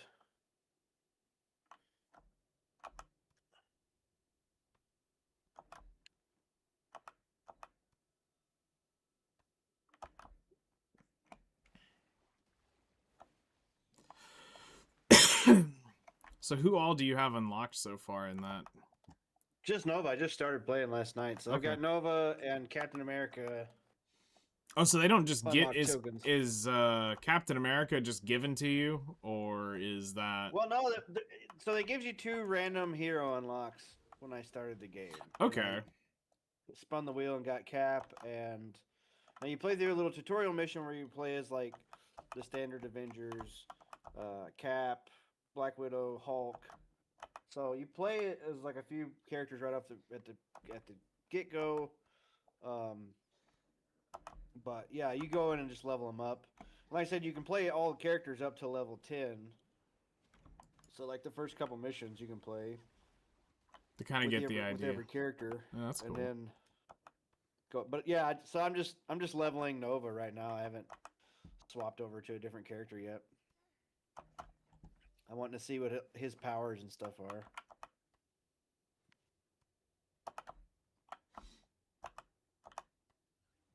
Now, is it hard to get the currency to get the characters that you've seen so far? No, it's these splinter fragments or whatever, which I have. I have 182 splinter eternity splinters. Mm-hmm. What the fuck have I spent them on? Oh, maybe it's this is what I have on me. Well, I think once I get back to my stash or whatever, I have more because it doesn't show I have any of this. Yeah, I have this blue gold currency is like what you can spend in shops, which I Mhm. have earned more. I had like 5,100. Now I'm at 5,350, so I've earned a little bit more. So that's like your shop currency stuff. Mm-hmm. Which you can also use that shop currency just to straight up buy heroes that you want, buy outfits or whatever.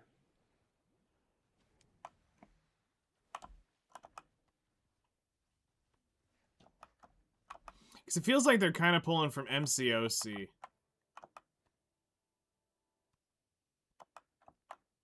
A little bit with the how you pull for the character. And it's a random thing. Yeah, I'm not sure.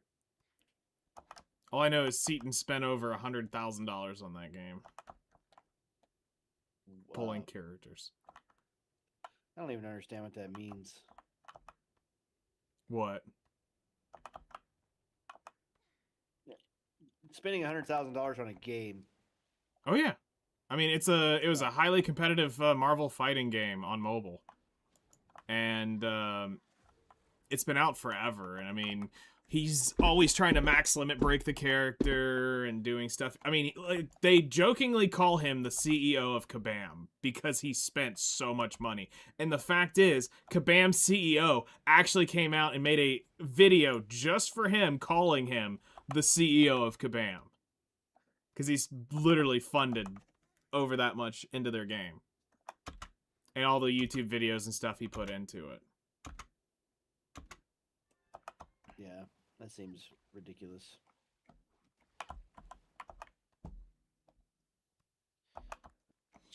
Because the Seaton channel you probably would have seen would have been the Seven Deadly Sins one, but he kept his MCOC stuff completely separated. I don't even know who that is. So He was the really big YouTuber doing a lot of the content for Seven Deadly Sins Grand Cross. Like, chances are you were watching a Seaton video when it came to looking at new characters and stuff like that. yeah, don't know. Maybe. I guess.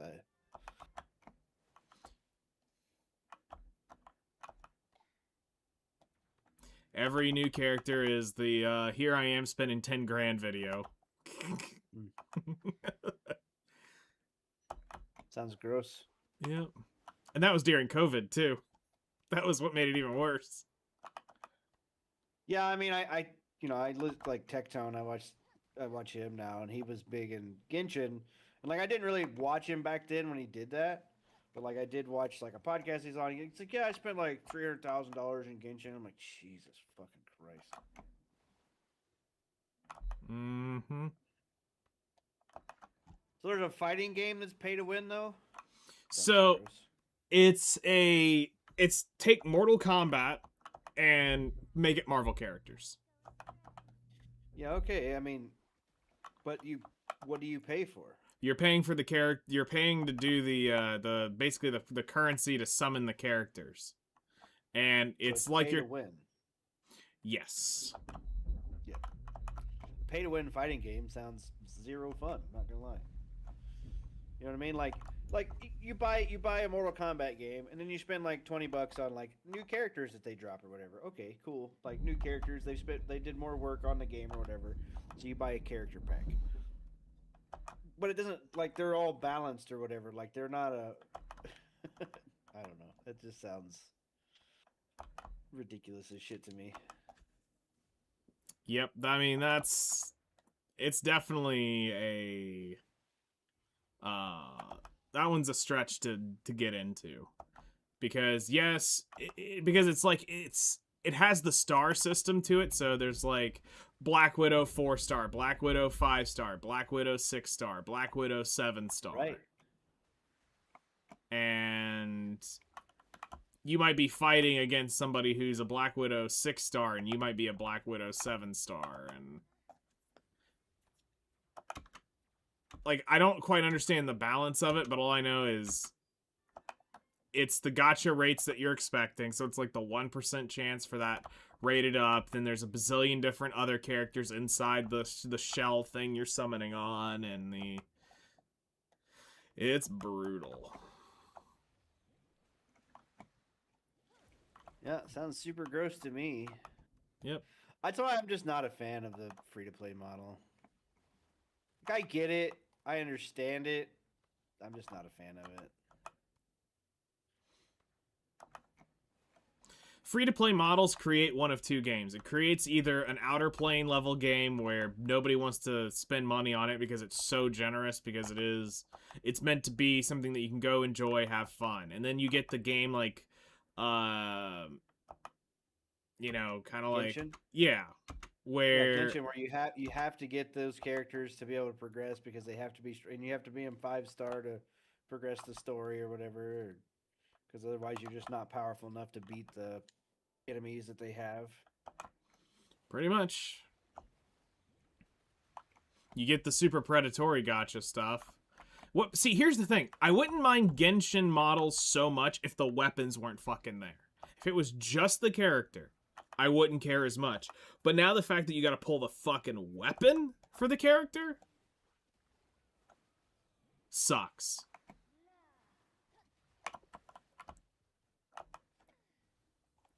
Now, the one that I got into even more than like Seven Deadly Sins was that Tower of Fantasy. Yep. And then it becomes like there's a power creep to it. Like, you can do all the stuff in the open world, which is fun. There's a lot of cool exploration stuff. But then when it comes to like the end game, trying to get all the characters to 5-star to get them to do these challenge modes to get the new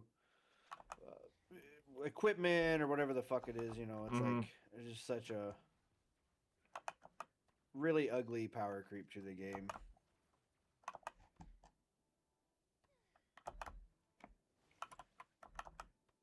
And I mean, that's really the litmus test between player bases. Like, you know, if you're going to try to weed a specific one out, that's how you do it, is through stuff like that.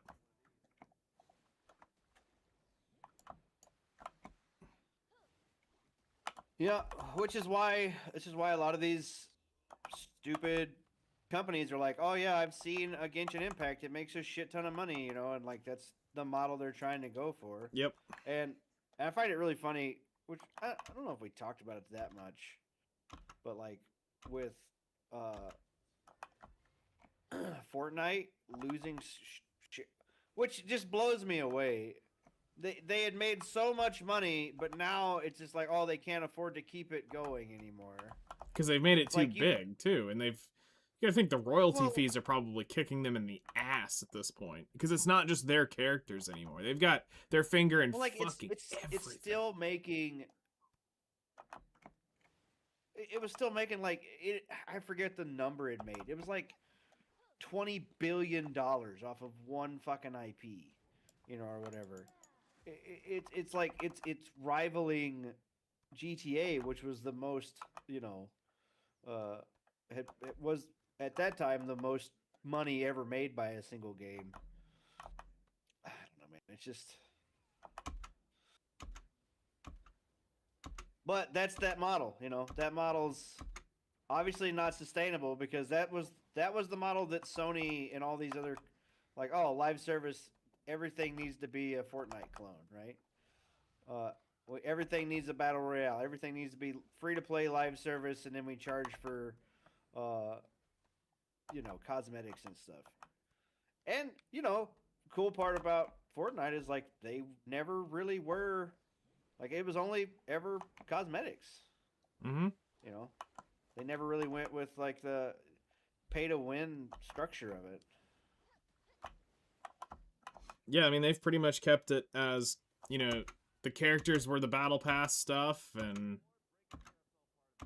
they were obtainable. It wasn't super predatory in certain aspects, but I mean, it was definitely a cash cow.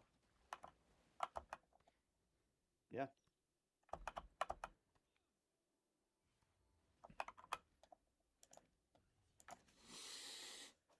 Oh, I just missed the old Fortnite, the actual game that they Oh yeah, abandoned. well, and that's the thing. Like they brought it back, So, but yeah. I don't know how. So that was the problem with that Fortnite game. I thought was a problem was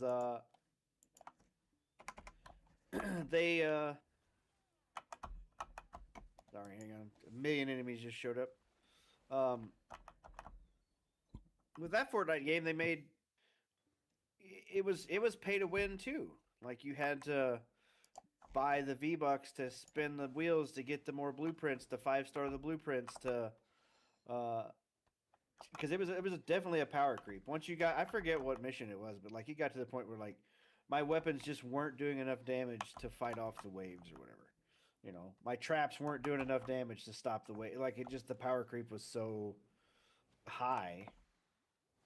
Yeah, see, it never got too far for us because they jumped into that battle royale mode. Was that a limited event thing they did, and the next thing we know, they literally abandoned the game to make the fucking battle royale. Well, see, okay, so I played it on console first. I think I bought it on PS4, Mm-hmm. the save the world mode or whatever, because it was like $40. Yeah, I paid 180 for it when I got the Founders Edition with all the extra codes, because that was going to be something I was going to do, is give away the codes on stream. Yeah. So, but anyway, so we played as me and my normal crew of guys, and it was fun. Like you pick your different classes. Like I picked a ninja class, which had some pretty cool abilities, and then like there was a builder class that helped build faster. Like so, it was kind of balanced out pretty well. Like the ninja was great for exploration because he had a double jump, so I could bail off the side of a cliff or whatever, and then double jump and not take fall damage. So exploration, he was super fast for that. But then, yeah, like I said, I don't know. There was a power creep to it because once you got to a certain level, like your weapons just didn't do enough damage to basic zombies in the waves to survive it. And I forget how far it was. Not super duper far along into the game, but there was definitely a point where we was trying to do missions and you just couldn't do them. Like you needed the gold tier 5, and then you needed 20 of these blueprints to make it to the next level, and like the grind just got to the point where it's like, oh yeah, you definitely are gonna have to spend money on this to get up there.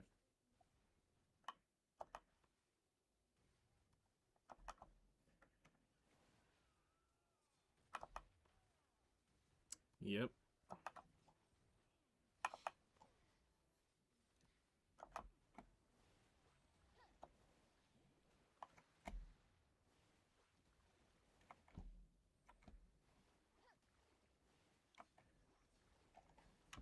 Because I remember I got it because I got the pink-haired, it came with I think the Founders Edition came with that special pink-haired chick that was the builder, which was the one I played because I was the one doing 90% of the building.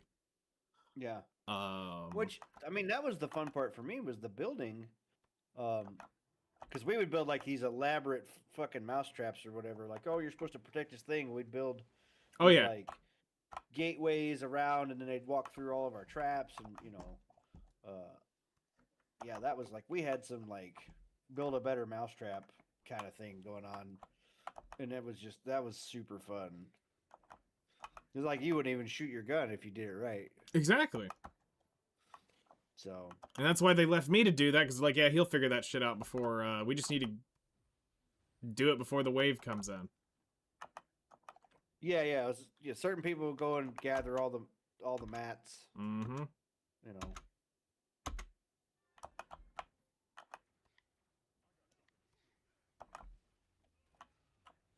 Yep.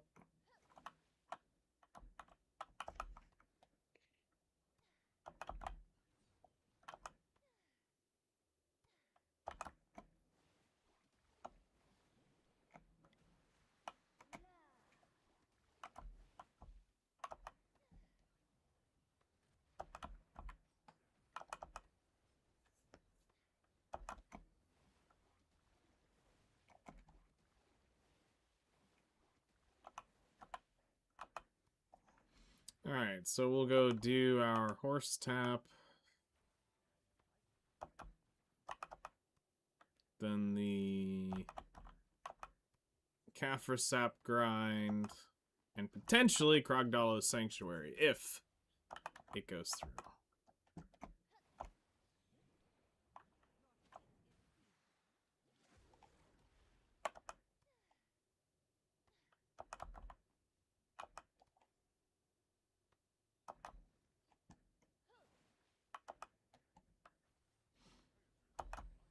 I swear, DGen me would go, like, when I'd start getting desperate for something in the game, I'd go spend $100 and put the pearl box right there in my inventory, be like, all right, I spent money, game. Give me the thing I wanted. I did that 2 or 3 times during the thing. Be like, look, I used credit card power. You see, I activated it. It's right here. Please, let me get this. Oh, those were the days.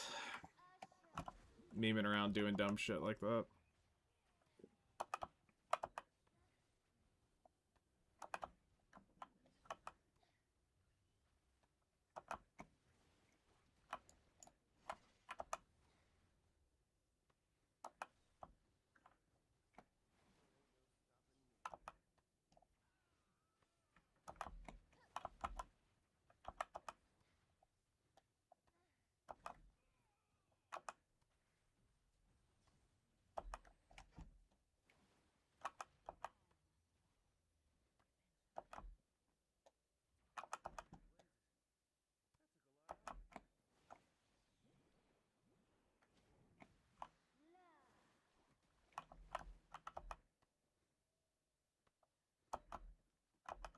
Yeah, it sucks. It's sad. Sad that shit is how it went down. Mm-hmm.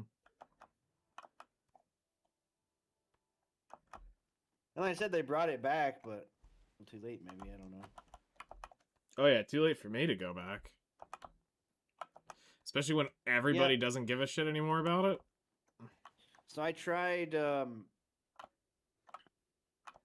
I went back and played. I downloaded Fortnite to do the like Lego Minecraft survival thing or whatever, Mm-hmm. which was pretty fun for a little bit. But yeah, it's so.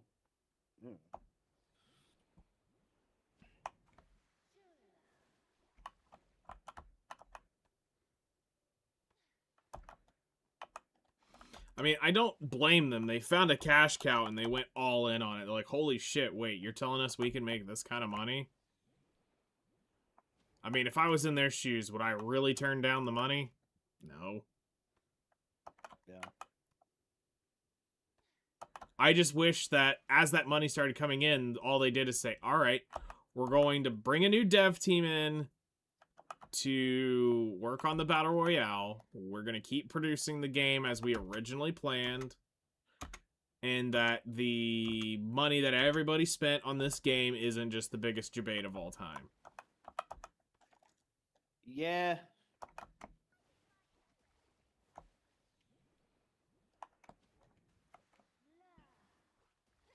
Yeah.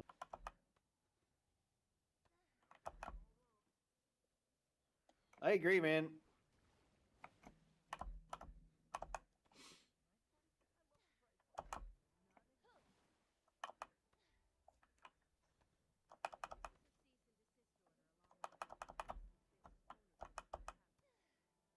Kingpin.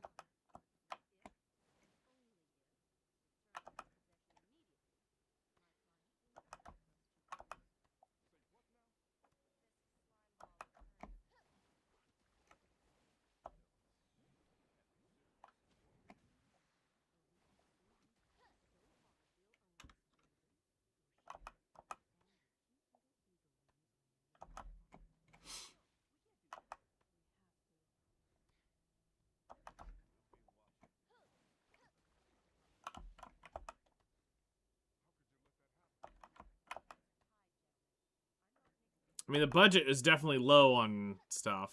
You can tell here. Because Oh, they're you mean, using the way they're doing their comic yeah, book. it's like a motion. It's motion comic style. Yeah.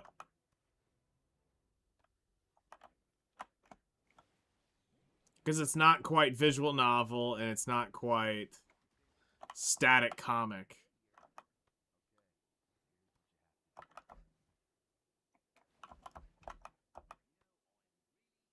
That's what I'm saying. Like, yeah, it's motion comic. Like, it was a small dev team that had this. Yeah.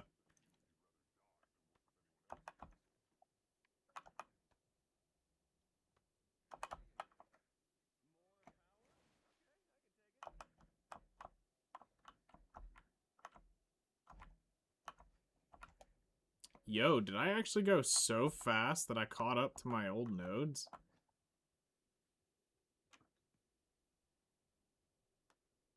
Yeah, see, like, talk to Adam Warlock. You can get random hero unlock, random cosmic item. How much currency do I have now? It's saying I only have 200 Eternity Splinters. I thought I had more than that. Yeah, whatever. I'm not really. Portal to classified bovine sector.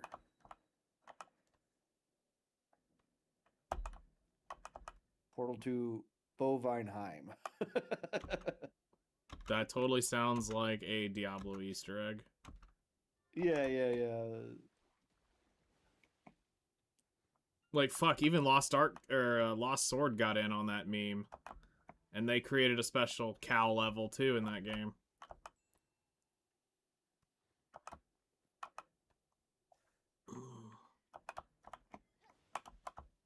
Who sells? I bought one of these earlier. Who sells that? Cosmic Chaos Supplier? Yeah.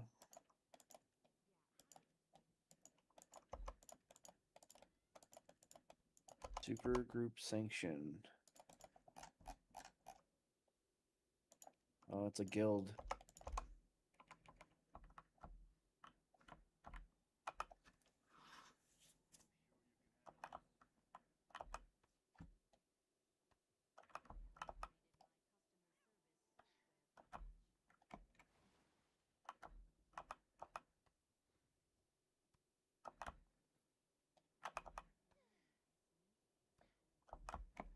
Just go over here because we're almost out of energy.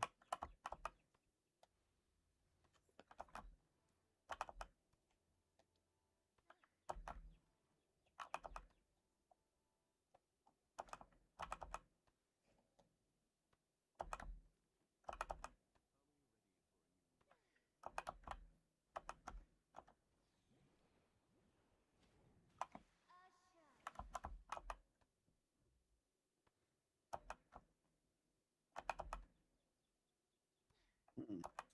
Alright, we're done.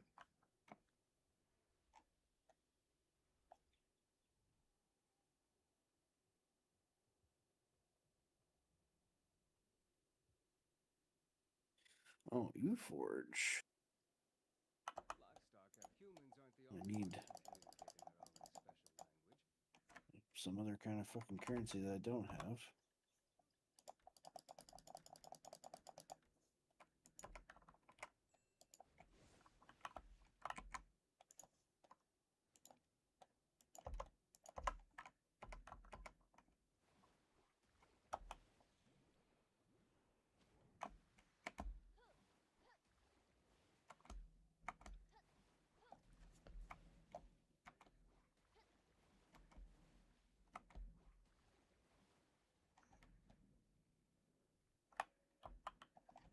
Oh, synergy points.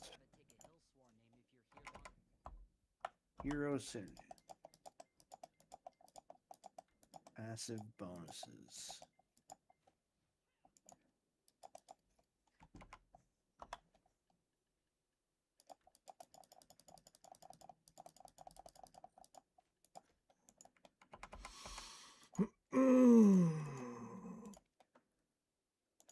Alright, so... let's go make one more sensor and then go tap this thing and pray that we get it.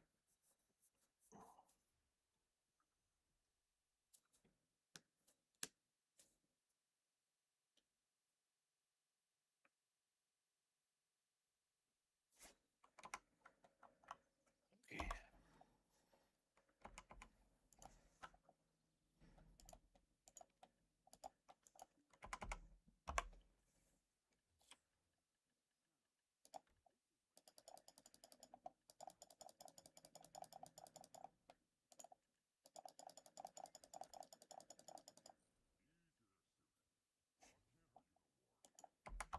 Okay, so we need 100 of you, 100 of you.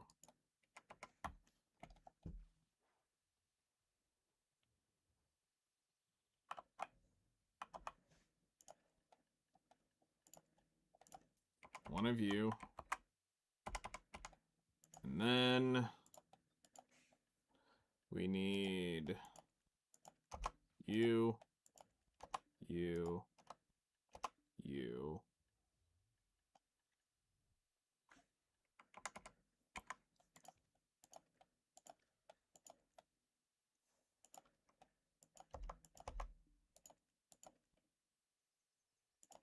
Moonlight Opal. 100. Actually, I'll go ahead and buy 100. Yep. 100. Pure 10. Oh, motherfucker. There's no 10 up.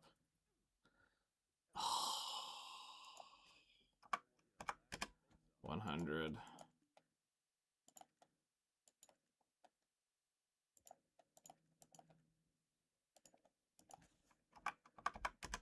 $100.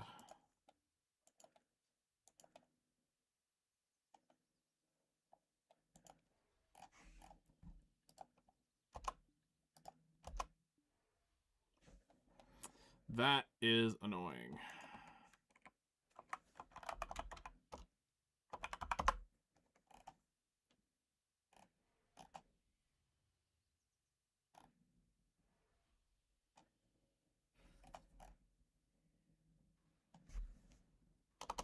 I mean, the question is do I have the metal?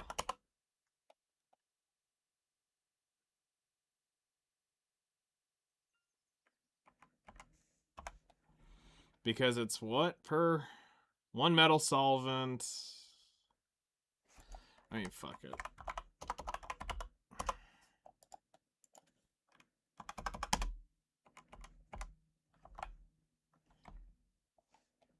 Let's see if I can make it before it's made. 10 ingots.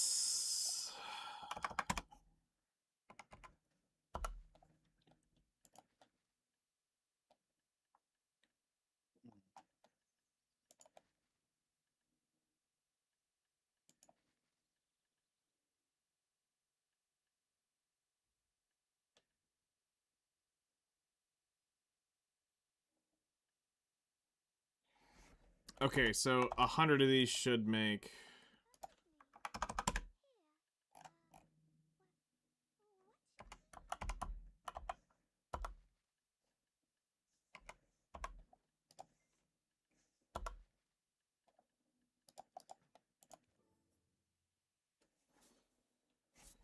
Go ahead and cancel that pre-order.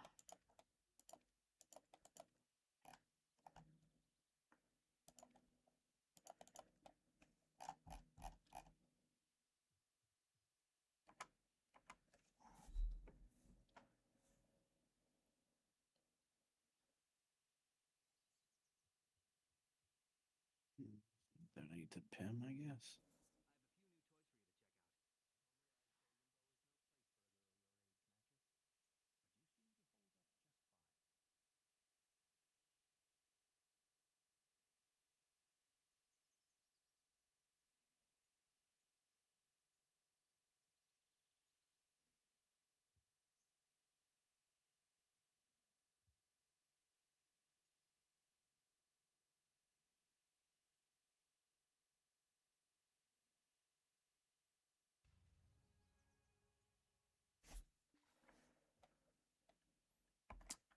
Alright, so now we go to manufacture. Put that together.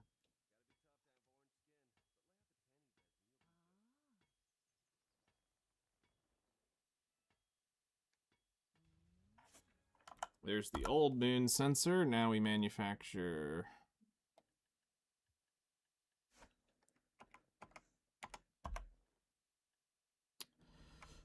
Now we need to grind.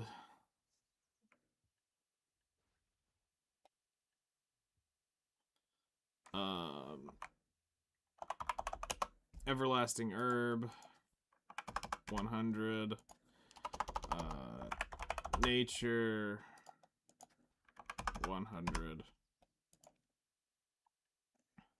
And blackstone powder. 100.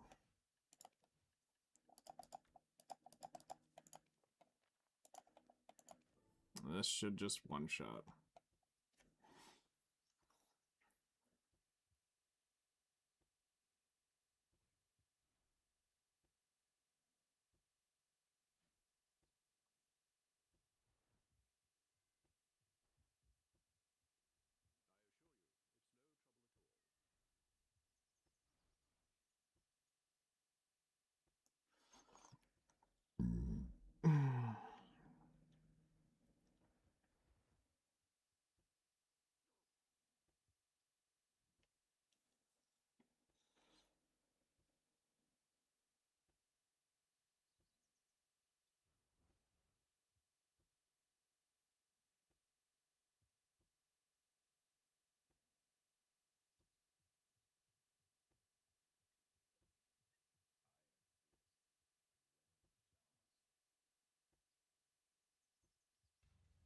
There we go. Now manufacture.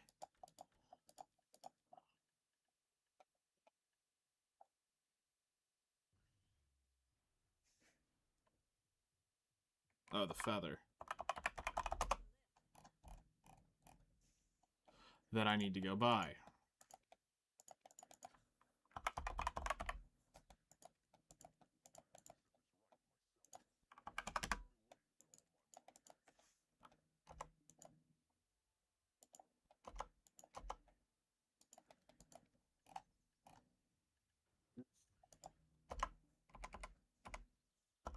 Try this.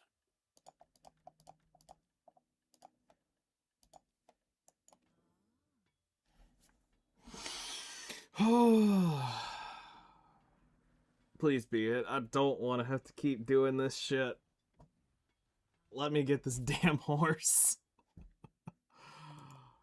Oh, man.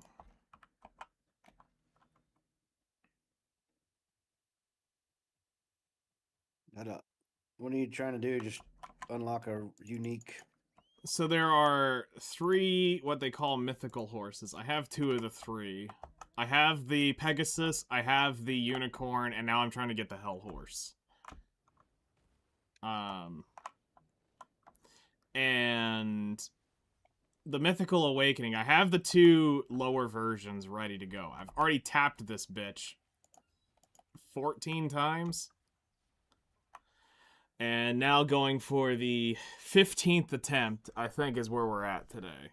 So I'm hoping I get this, because the hardest part of it is actually, for me, it's the getting the royal, this material called the Royal Fern.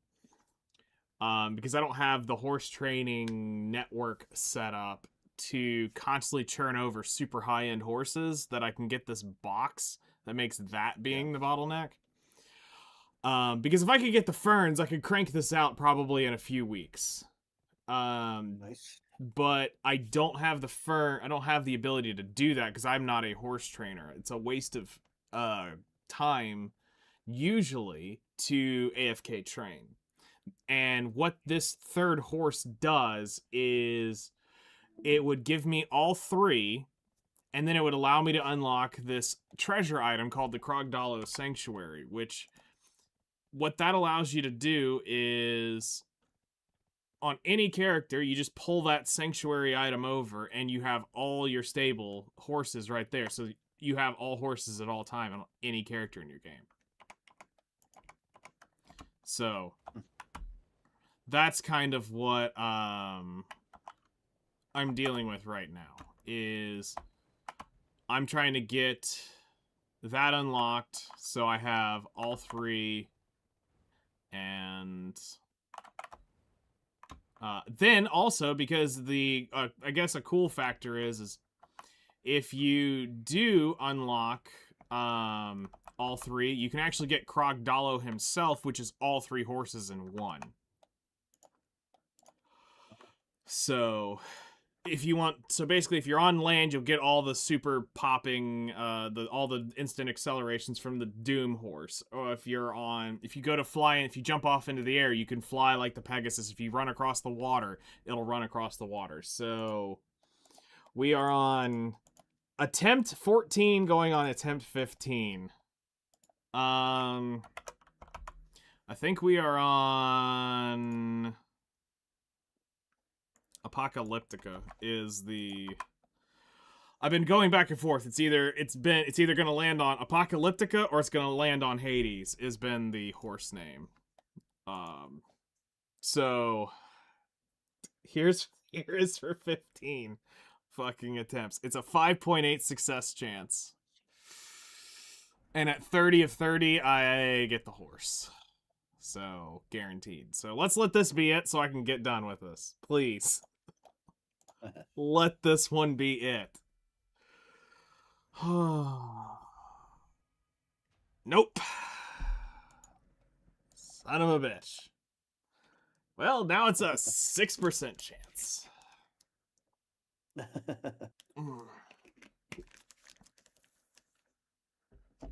Time gate. Yeah, so you get 6 daily, and then you can get, I think, 150. Now the or 100 a week if you do the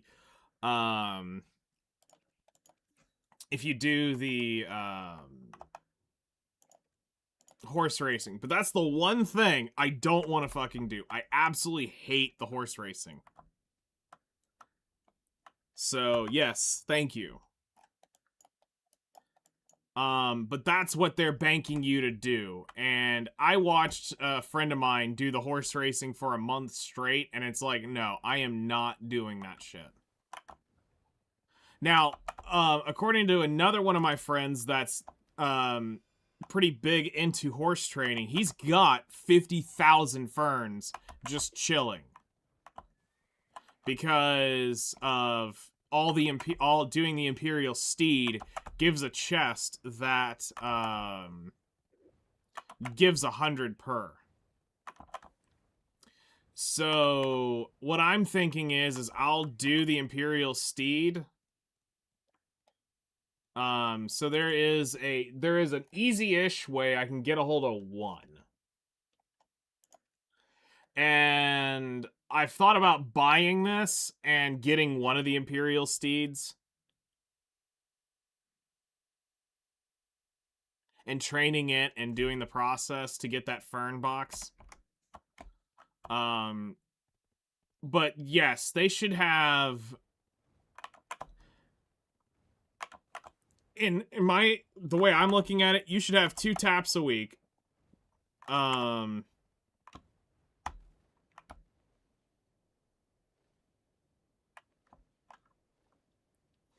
You should have 2 taps a week, basically, and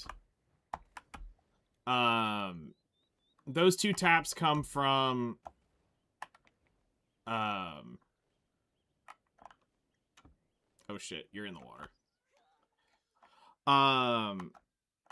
You should be able to get 2 completely from the weeklies without horse racing.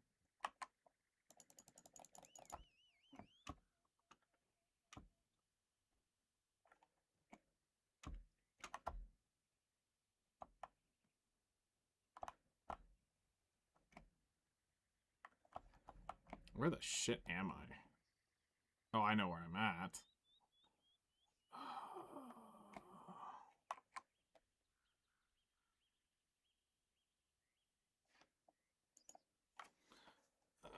I'm planning to do it, but I'm in taming for Oblivion once I get 2,800 good for pity. I might do the RNG breeding for the steed for ferns.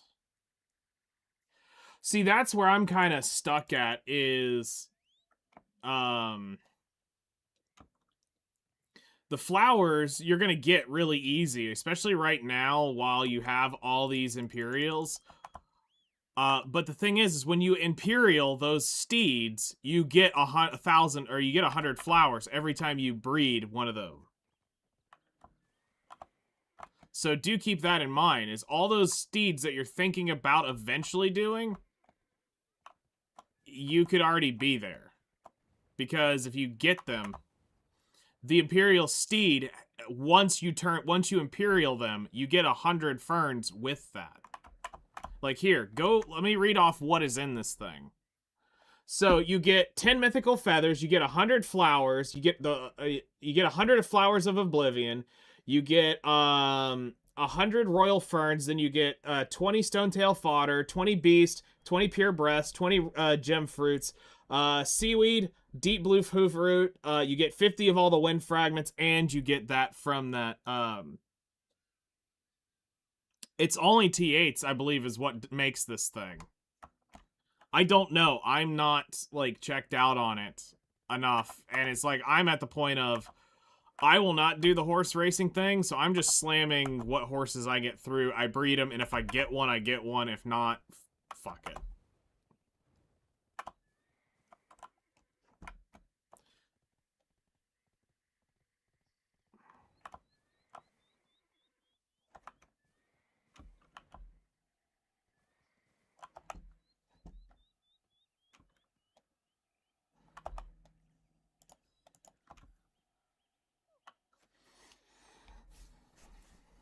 If Ark was in here, he would be able to tell you, because I know he's done this quite a bit. So I think it's somewhere up in here. Fastest way is to buy 30 horse to breed, then Imperial it once dried out, but it's costly. Yeah, see, I'm not gonna dump $1 bazillion into this. But I do know he does say he normally, when he has a male and a female Imperial steed, or the ones that have the special breeds on them, he'll pay to reset those. He won't reset any others.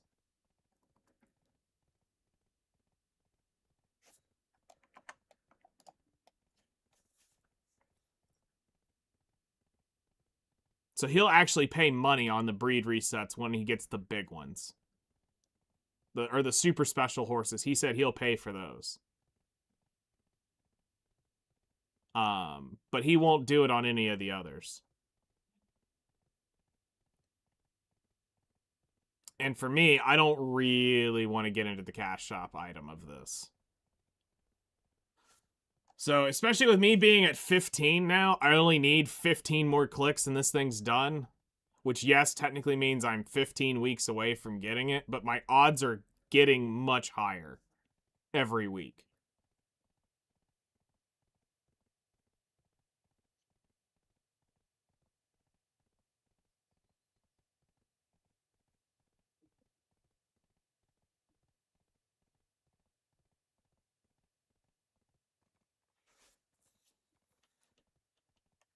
Special horse has 3 breed counts, so yeah, you can reset it having 6 breed counts in total.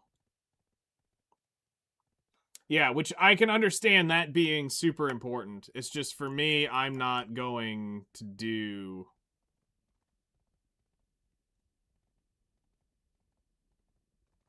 I'm not going to do it.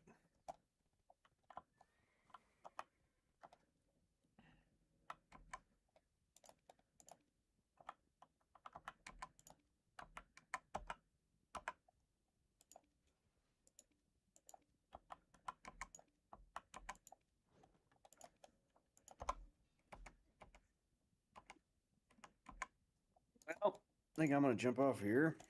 All right. Get some running done around town and whatnots. Alrighty.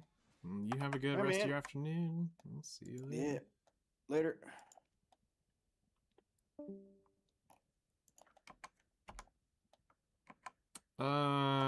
You know what? Since I'll be doing alchemy later, I'll just go ahead and pop that.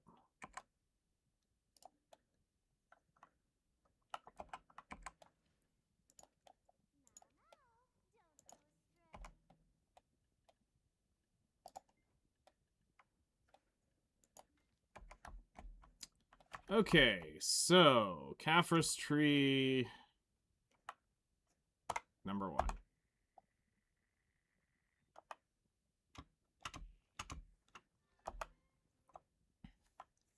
Is it really worth it to be a breeder? Like, is there a lot of silver in that root? I don't really quite... Okay, so last time I did the math on it was years ago, and breeding and selling an Imperial did not yield more than, like, AFK fishing at night, when the last I checked in on it. But now that you are able to, as an example,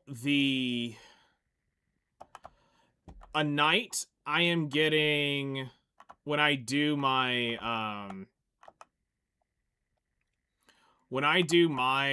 Imperial stuff, I'm getting, like, 3 horses that sell for, like, 150 mil each.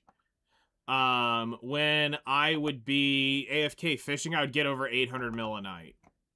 So, to me, the value was never there.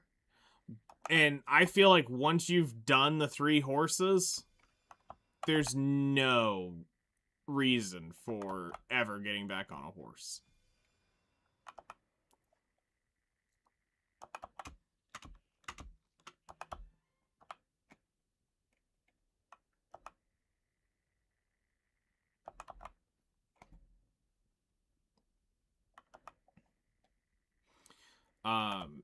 Like, so there is a steed, if you go look at it, I don't know what it is. There's a special horse up on the market that sells for like 3 to 5 billion. That's a T8. Like, the thing's absolutely ridiculously expensive. So I'm assuming if you can peg that thing and somehow, like, get your breeding network set up to where you have a lot of these bigger, don't judge me, I woke up at 4 p.m. Nice. I won't judge you because I normally have like 2-3 hours of sleep a day, so I'm functioning on hopes and prayers at this point. But if I had a bunch of, like, really high-end horses like that I could constantly breed through, then maybe I'd consider money. But not having that network to get that, I'm far less likely to ever get into it.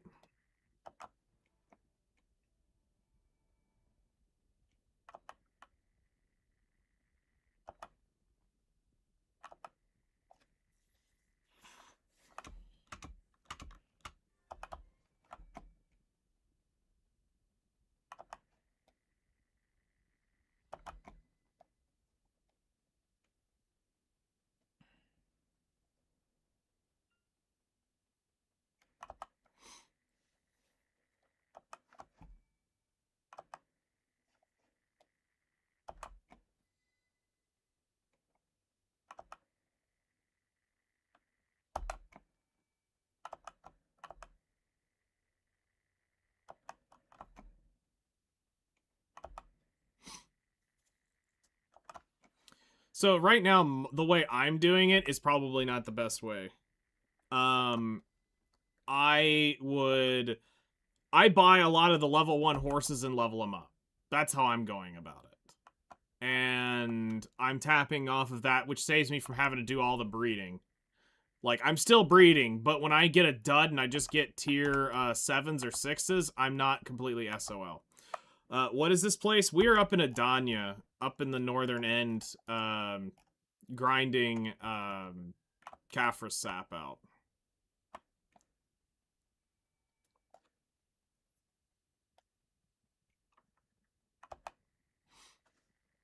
And also the Caphras Essence for converting potion. Yeah, we're technically in the highest end spot of Adania, so this is like the 385 area. AP area, so this isn't gonna be shit the average person's gonna be able to kill. But if you've been playing, you've got all your gear, you can probably be up here. Actually killing stuff, but as far as like the life skilling shit, it's pretty safe up here for that. Like, I don't ever feel like I'm gonna die from random shit.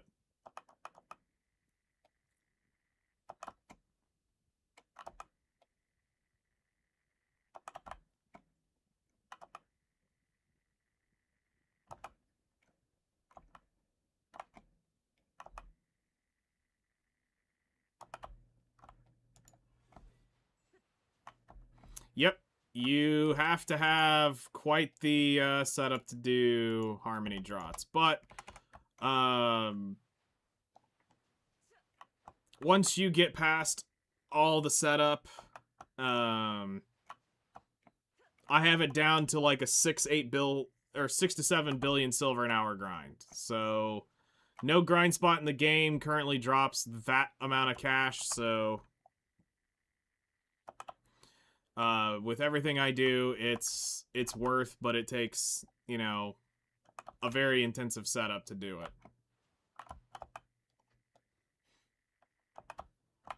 The biggest thing I think that's going to cuck most people normally with trying to do it is the amount of sap you have to do.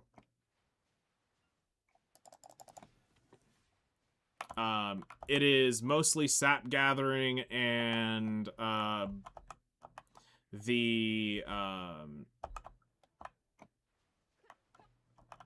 and then some amount of blood. Which, I mean, there's a lot of blood gathering to it, but you're gonna spend more time in saps than bloods. Oh yeah, and Bear Riverhead's gonna be your best friend. Because you gotta make all the trace, whatchamacallit? Pure powder, your reagents. Your pure powder and your clear liquid reagents. You're going to make a fuck ton of those. But this run right here is that I'm working on is going to be about 100 and...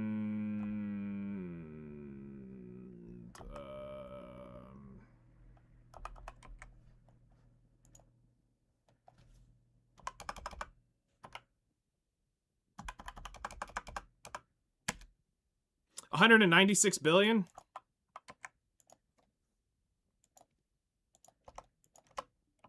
That I'm currently working on.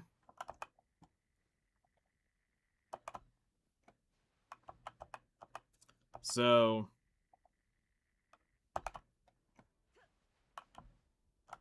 then you take taxes and all that stuff, you're probably looking at 140 billion worth, 150 billion worth of mats. Then I have to reinvest 48 billion immediately back into the Spellbound Catalysts. So we'll walk away net probably 110-ish.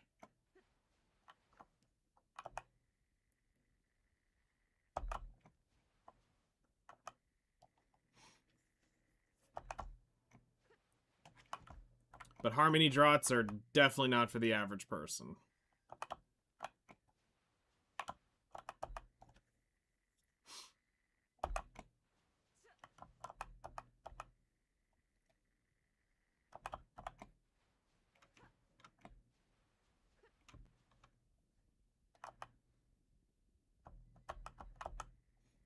Hello there.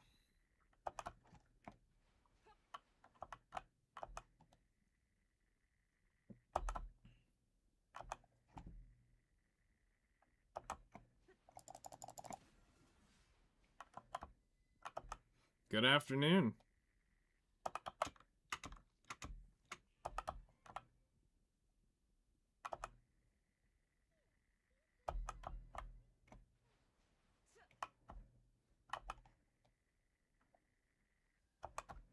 I am gathering Caphras sap for my last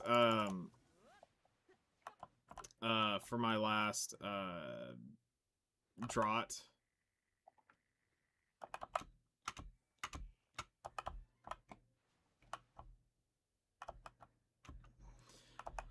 So we're burning Agris here. I'm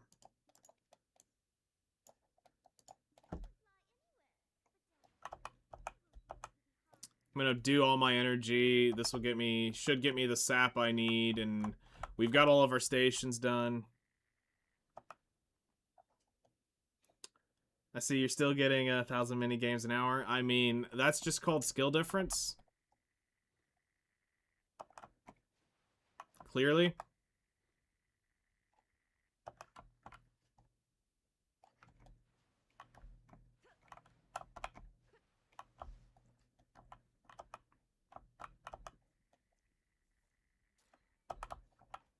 Also may or may not have something to do with my mastery. Not quite sure. I actually don't know what the actual requirement is. I saw the storage of one crafter of Harmony had hundreds of thousands of saps. I mean, yeah, they're gonna look normally like this. When you see storages, they're normally full of shit.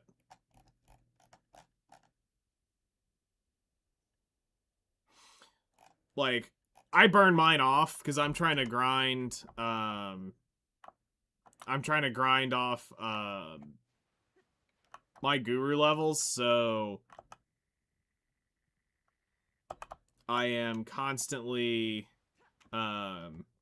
spending.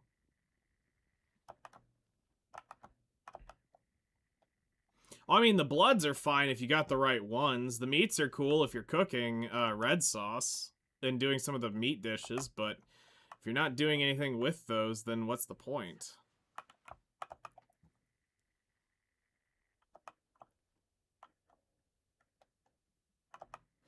Like, I will sit down in the next few days and I'll end up having 48 hours of alchemy I have to run. So that's 48 hours of actual crafting. Because it's about 50 minutes it's about 50 minutes a station to craft a 3,000 station.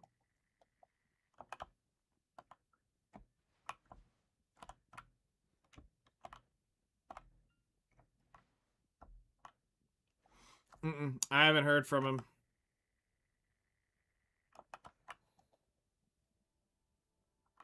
I don't even know if he remembers his life or his existence at this point after his birthday.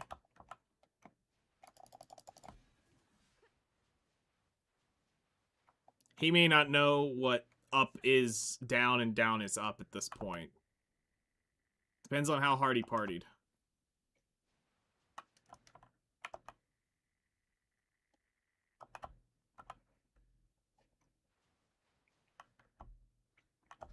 Oh yeah, so I only made 300 mil, or 130 mil last night, fishing because I got overloaded with greens. So I'm throwing greens away and I'm gonna try, blues and hires this time.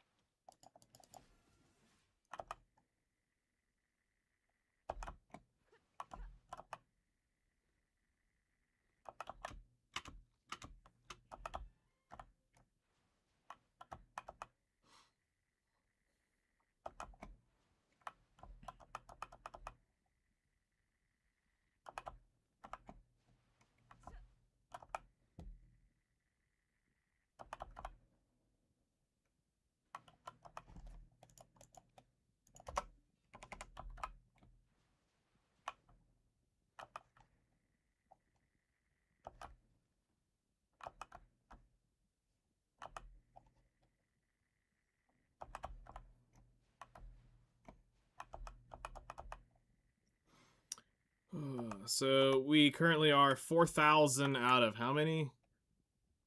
I forgot what our actual target was for this.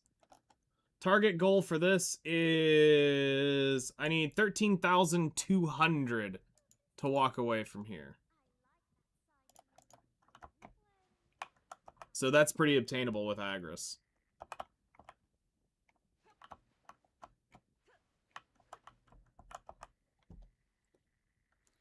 $13,200.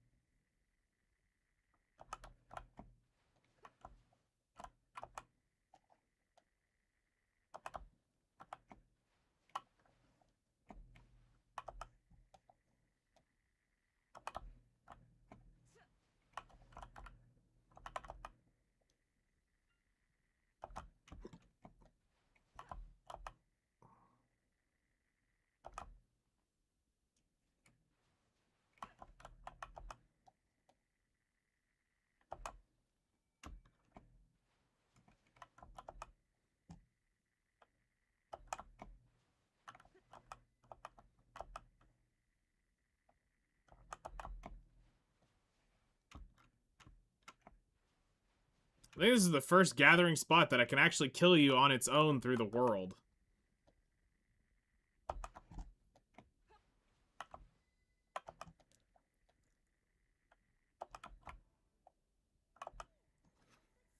I don't know. I mean, outside of drowning, doing underwater gathering, but like just normal day-to-day gathering, I think this is like the only spot I can think of that can actually kill you without you realizing it.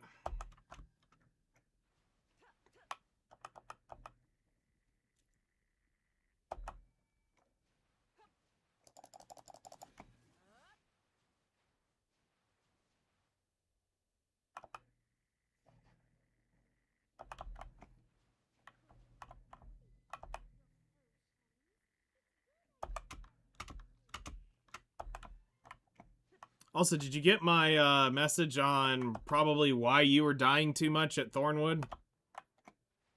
You checked it out yet?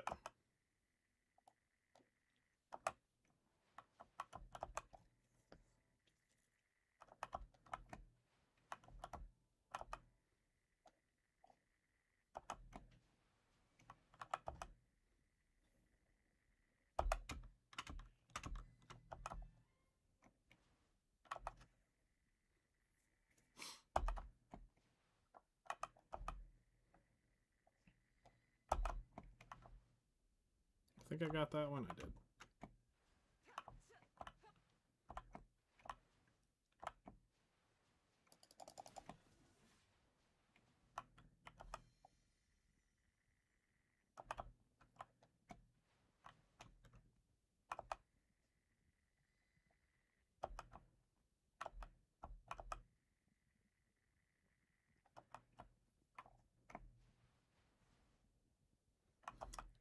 Like 400 mil is what you gotta kind of put into it, roughly. And then you're gonna have to go do the math on if you're overcapped or undercapped on AP, because that'll determine if you're running an exquisite or simple cron meal.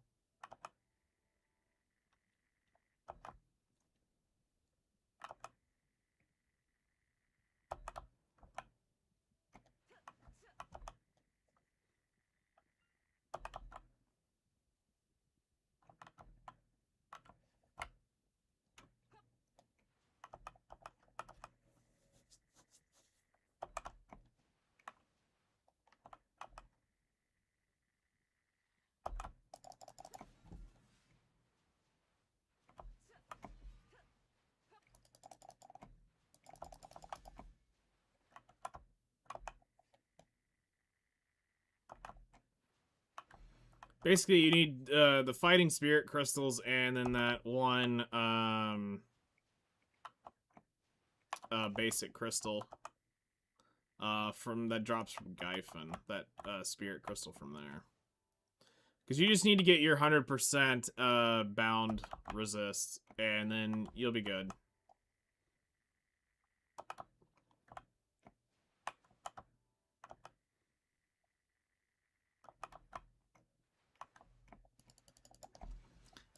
Because my guess was, without watching it, you were getting CC'd, they'd pile up on you, and they'd just delete you.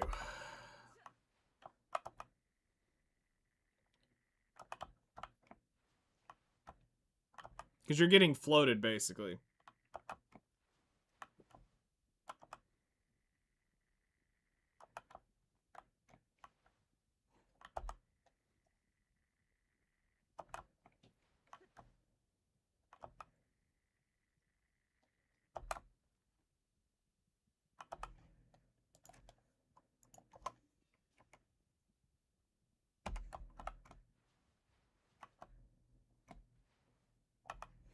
If we could get a lumbering of Fuaru, that would be really helpful.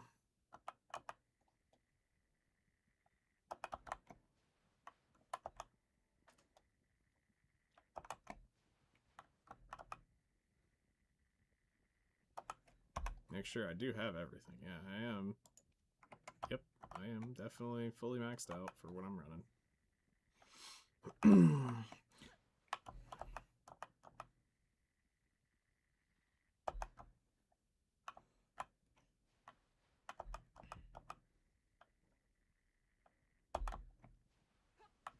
See, I had Discord minimized, and then I looked over at my screen when I pulled up Black Desert, and I saw you had died several times on the feed, and I was like, oh, okay, well, yeah, I saw the I had to spare, I had to spare, I had to spare. I was like, yeah, you were getting fucked.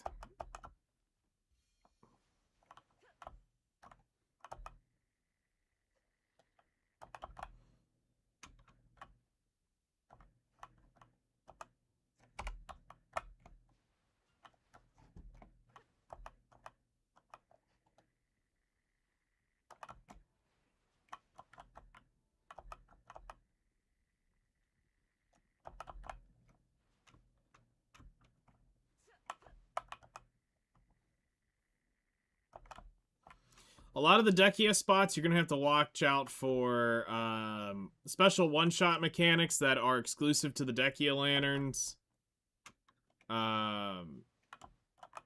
So that's probably something else you weren't paying attention to, thinking it was just a normal spot.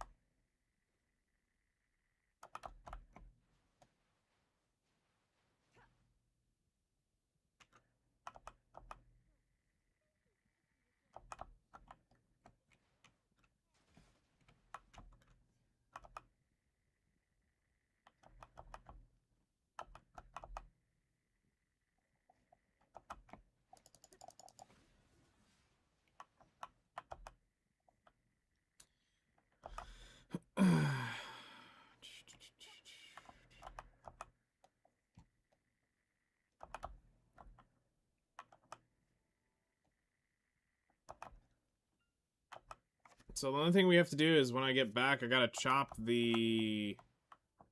I need to chop the standardized timber that we just finished collecting. And then it's alchemy time. Lots and lots and lots of alchemy. So hopefully by Wednesday we're on the selling range of things.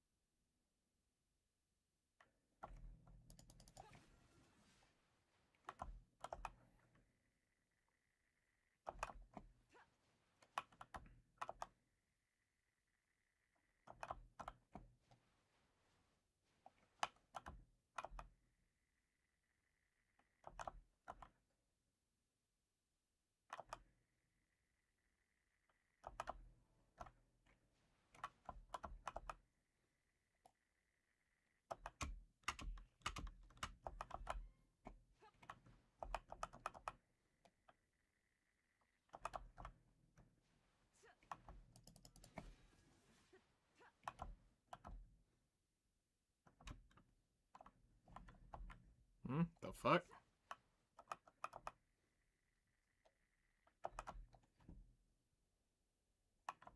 That tree is not spawned in yet.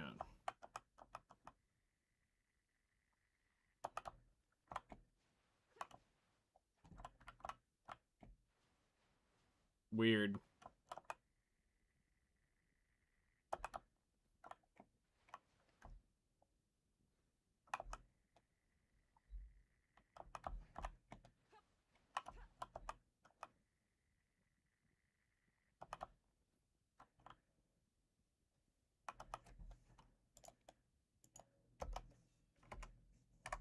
Alright, we're 8,000. Like I said, lumbering a Faru would be great because that would speed up by 1,000.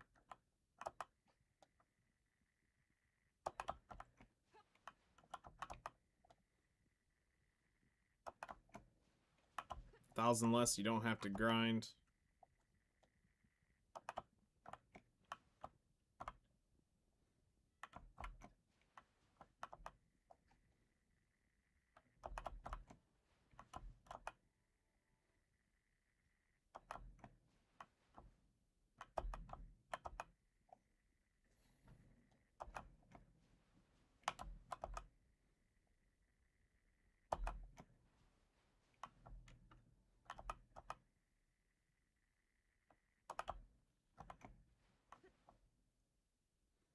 Okay. I'll be here. Probably.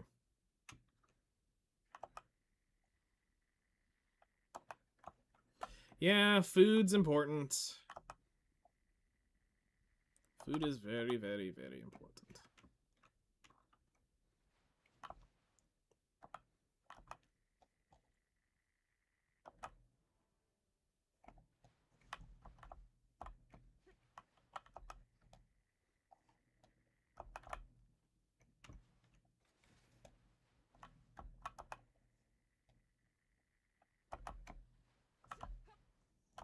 So every 2 times you get a Kaffir's Essence proc, you can actually do something with it. That's kind of fucking triggering. So the way it works is you need 10 Kaffir's Essence to convert any of the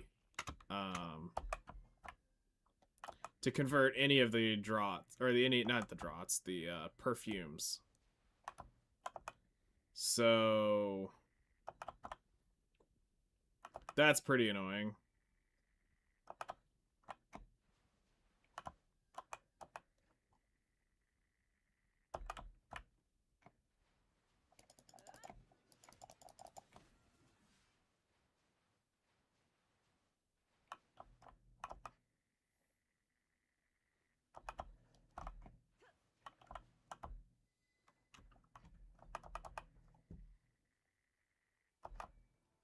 And this shit isn't like something you're getting every tree either.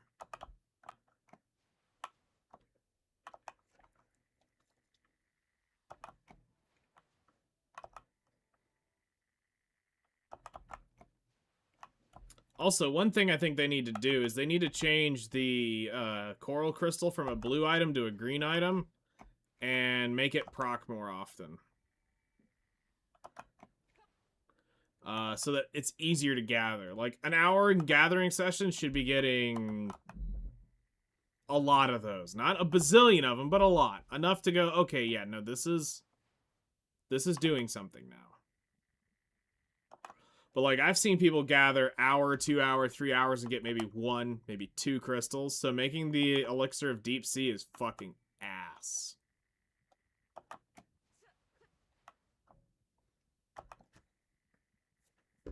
So that's where the Rashulka Coral comes in, is crafting that. Can bypass making the Deep Sea Elixir. And you can make the back attack, the Perfume of Envy, I believe is what it is, significantly cheaper, which means you need to fix the Deep Sea Coral. Make it easier. It should not be harder to then make this shit. Just like the blue whales, they're dead. Blue whales have, they actually killed whaling. Like, shocking. I think at this point, blue whales just need to be something you can go pop and kill quickly with your Carrack and just have them out in the ocean moving around and not do this special spawn shit. Just turn them into a normal sea monster, pop them out there, and give the fucking sailors more shit to go kill. Because that shit on a... When the groups were doing it, that was friggin' 4 to 6 bill an hour to do that shit. That was better than any grind spot. The only issue is, it was random as fuck.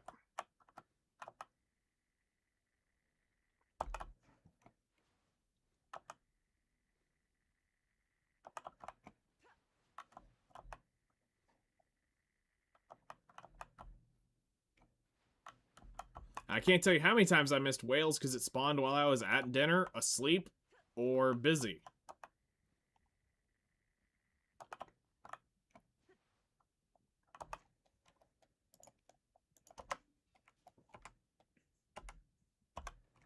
We're at 10,000, so roughly 2 more laps and one more lap and a Faru, or 2 more laps.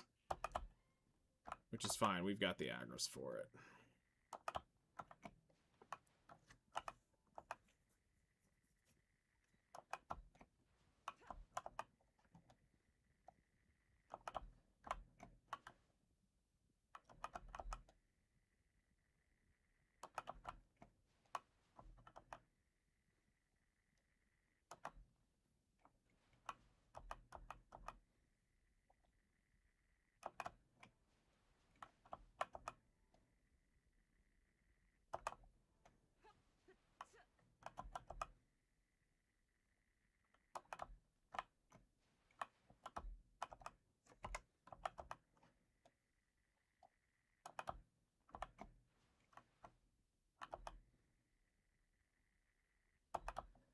Food ordered?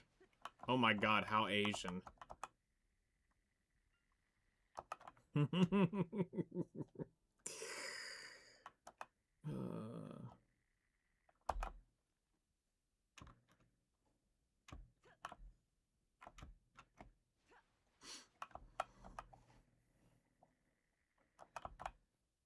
For me, I either go pick it up myself or I make it. Got me some chicken nuggies and fries. Oh, hell yeah. Sounds like a party.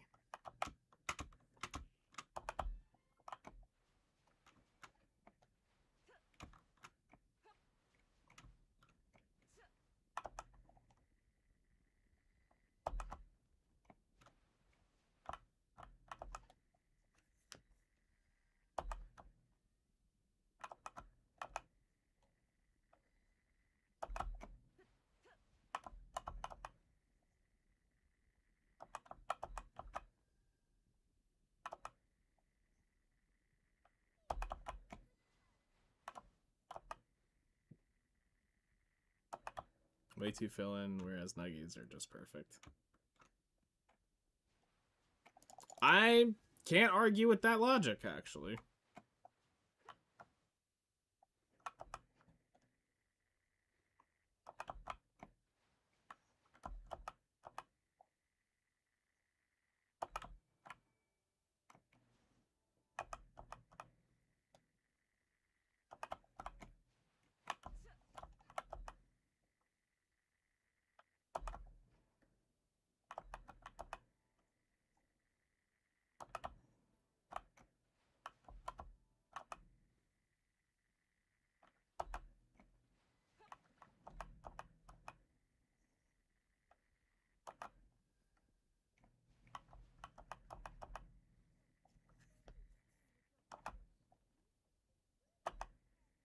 Man, I actually haven't had straight chicken nuggets in a while.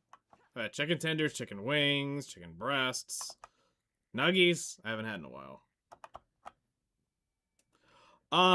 So I actually the last time I had chicken nuggets was from Chick-fil-A, so I had the Chick-fil-A sauce.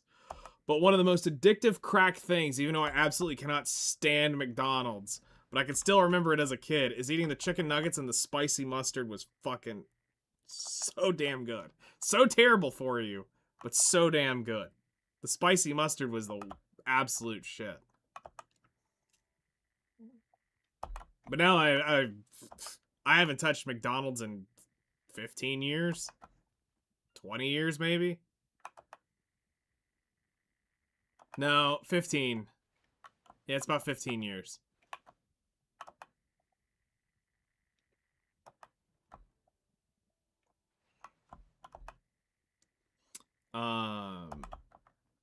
They may have stopped doing it. It's been, like I said, it's been a long ass time since I've had that. But if not, it's just Chick-fil-A sauce. It's normally what I do, because that's about the only place around here I get chicken nuggets at. Usually opt for a sweet chili sauce. Those are good.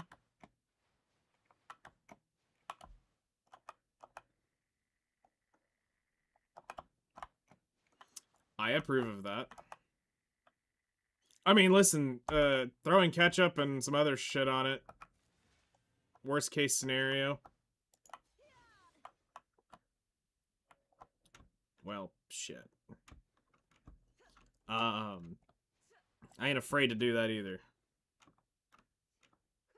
I mean, I can kind of see why. When it's done right, it's fucking good.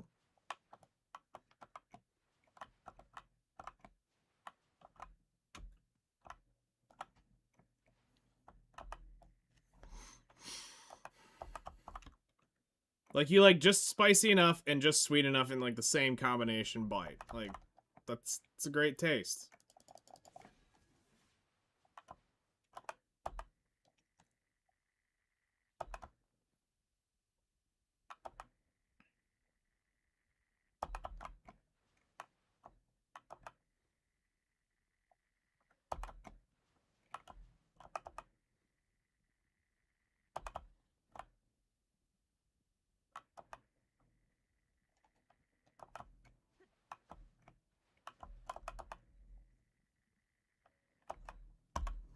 All right, we're at 14,000 Caphras sap.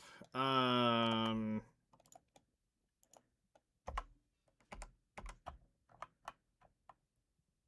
got 120 energy and 6,000 Agris.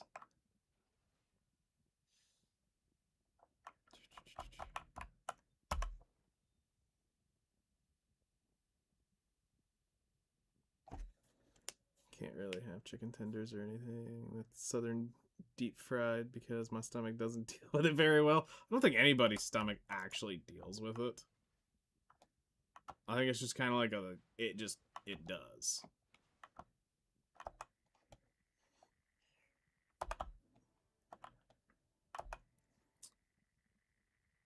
We'll do one more lap and then just kind of let it be. Then I'll get going. From here and then off to the next thing. So, like, do you do, like, panko fried stuff?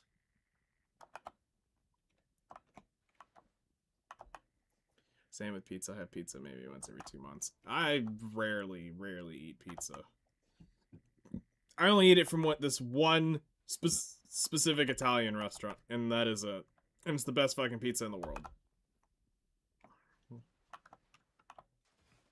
Like, unless you're in Italy, you ain't gonna get better than this.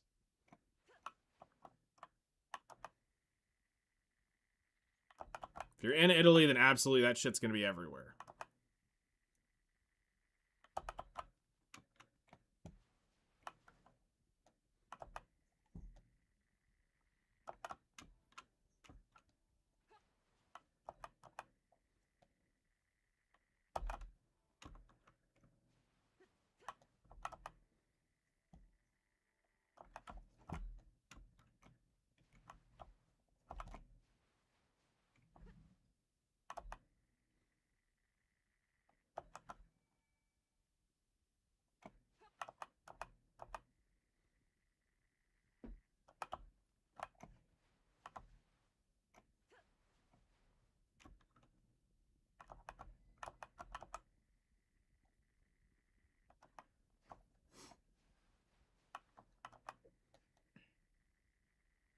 I mean, air fryers are great.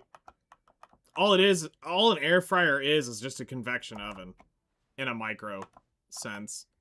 But it's just a convection oven. Because there's no frying actually happening.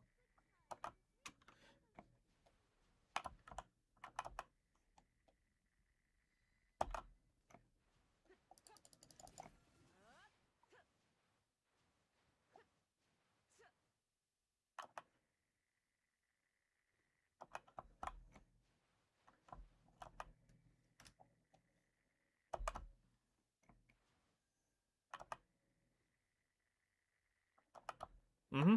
Because the way it's designed, it actually, because it's small and compact, like, I learned to basically do the same thing with, thank you for the next Faru. When I'm cooking with a convection oven, I always cook it right next to the glass. I don't put it, to the back. I always try to keep it there, and I always rotate it halfway through, so that, because it's hitting the glass and bouncing off. So I use, the glass as a cooking agent, basically.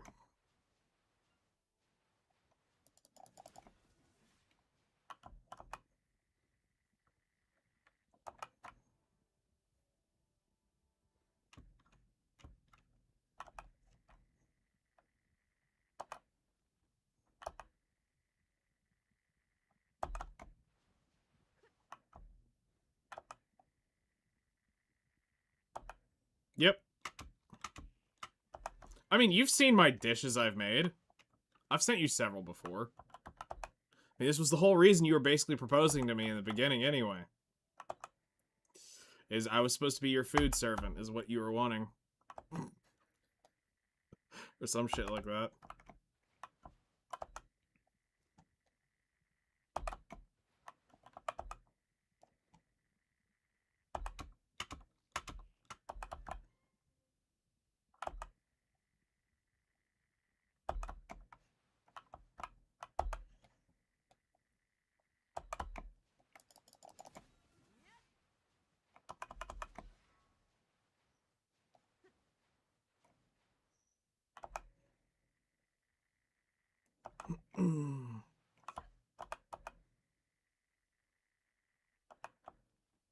Mm-hmm. Pretty much.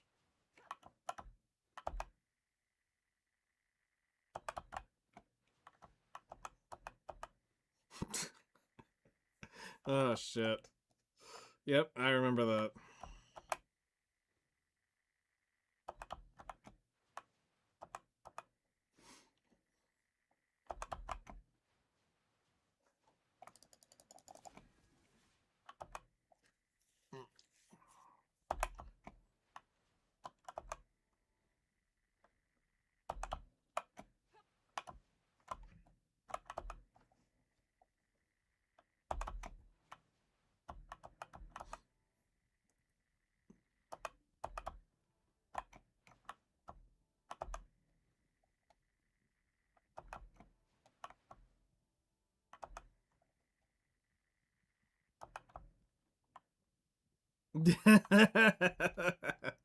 Yep. Now your money's gone elsewhere.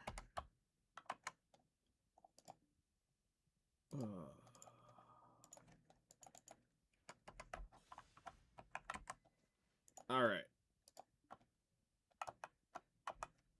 So let's go take this to the well. Then we'll do our farms and then head back to Grana. Ugh.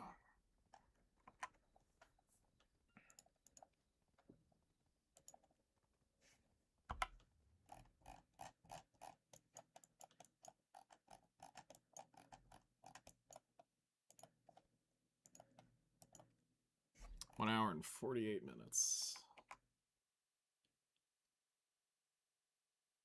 Spread over real life now. I mean, that's fair.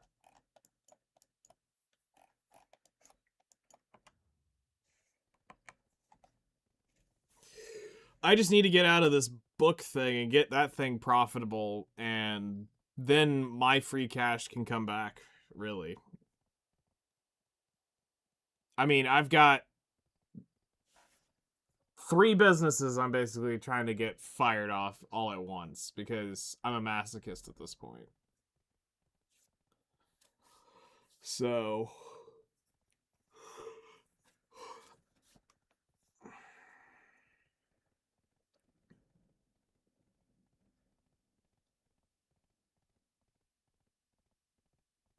yeah.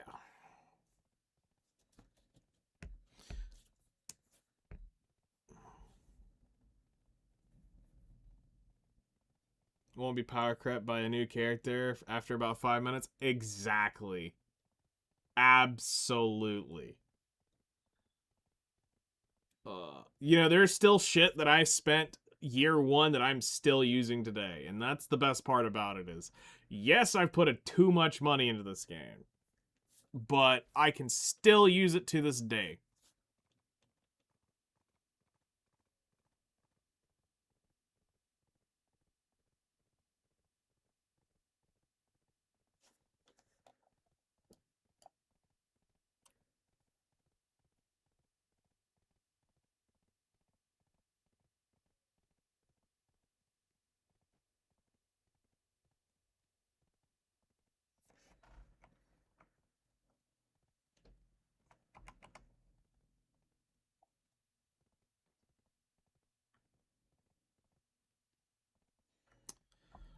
Alright.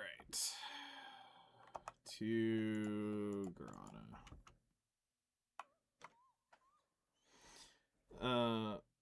Yes, so the book I decided to rewrite just about a month ago. So I am completely 100% rewriting it from the ground up.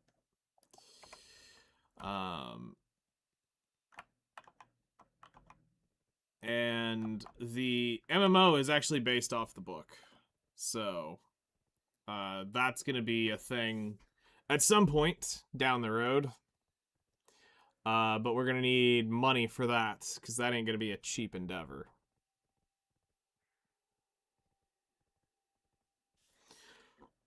So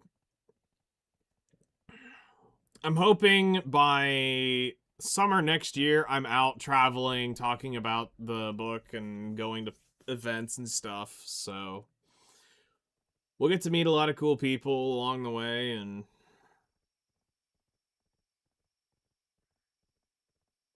but I got to the point where I kept feeling like I was always trying to force a square into a circle on every time I tried to edit the book. I finally was like, you know what, fuck it. I'm just going completely and starting over. Do you have a rough ETA when to start work on the MMO, or is that not immediate? It's not an immediate focus. So the thing is the MMO can't happen till book 25 finishes. So that's gonna be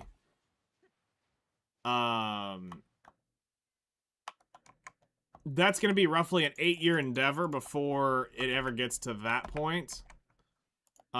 Because the idea is that you're going to read the book, the 25 volumes, and then that carries into what happens now after, into the MMO.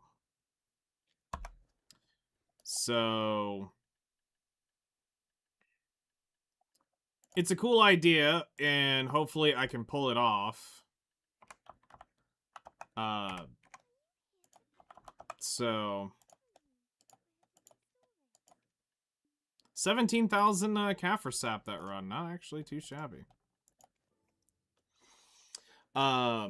So the way I'm gonna probably do it is we'll get the book going after about 5-6 books release. So basically about a year and 2 years into the books, I'll try to start figuring out how to get a mobile game designed of it. That will be kind of like the beginning investments of getting revenue generated at a much larger scale, so that the mobile game will go through the main arc, and then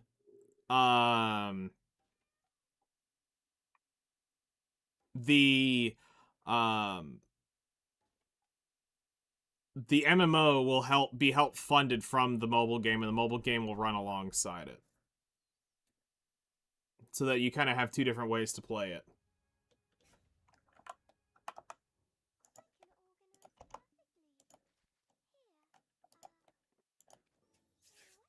But the idea is that the MMO will be the full immersive world that you got to see and read about, and you'll be able to meet characters that you've read about. They'll be in there.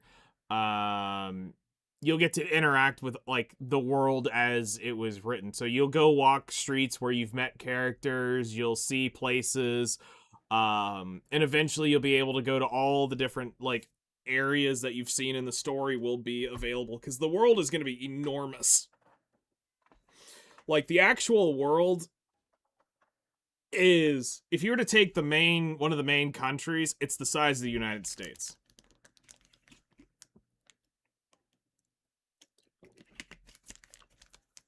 And there's many other countries out there. Like, I think one country is like 2.5 United States across. But it's going to use the same server technology that's used for Black Desert on a bigger scale. So how Black Desert's designed is kind of how the MMO would be set up in terms of movement. So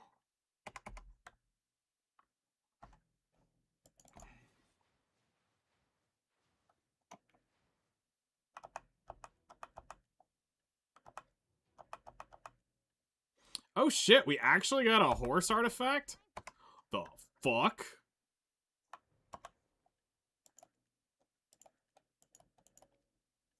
Okay.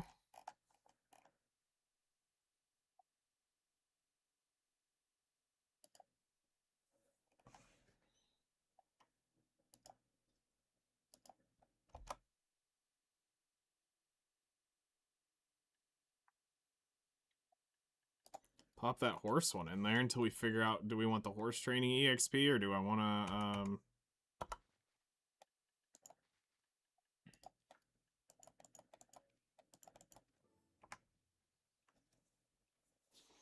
super big world. Isn't that going to be super expensive? Yes. I'm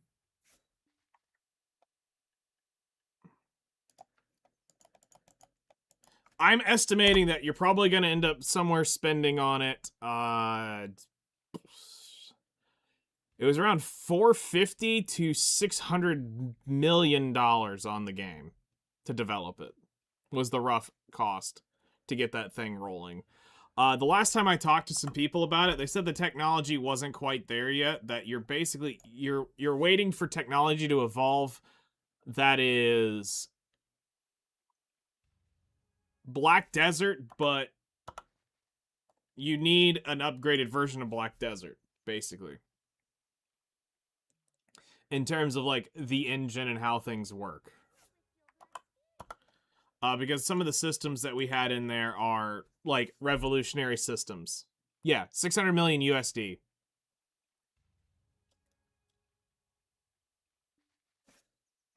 And you're probably looking at about you need to be Tony Stark at that point. No, you need a couple good developers that share the same visions as you. And you can probably pull that off. But this isn't something you're just gonna go pitch to Microsoft, because Microsoft's gonna fucking slaughter it.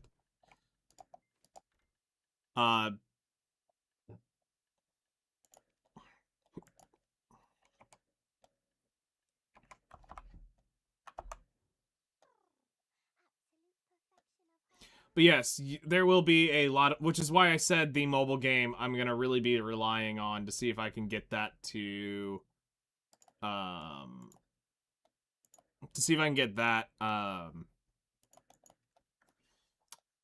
to help pay for it.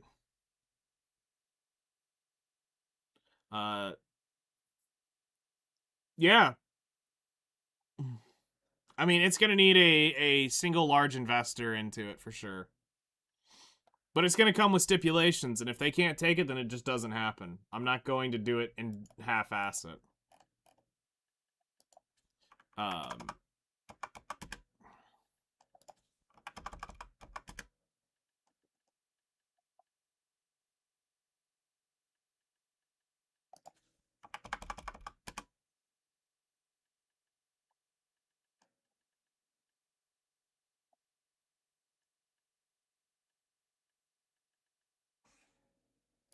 Actually, let's do the Silver Azaleas first. And then 10,000 of those.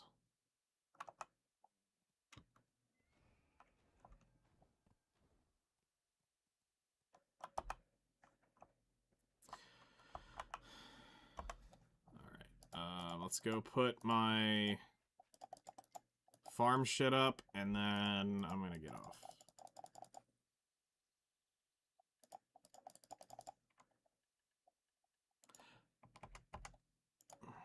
Honestly, I have thought even about pitching it to Prolibis at some point.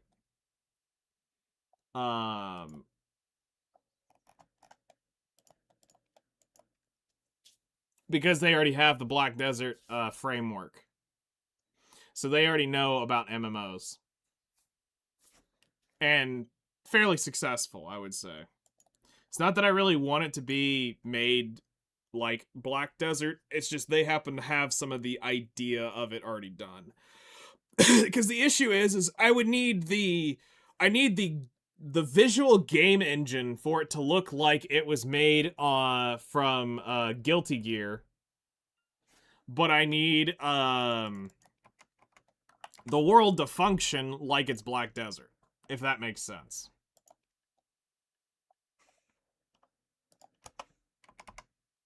So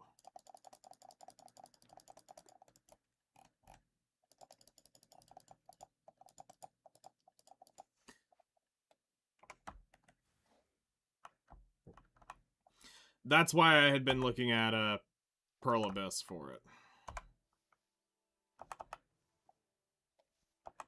Yes, basically.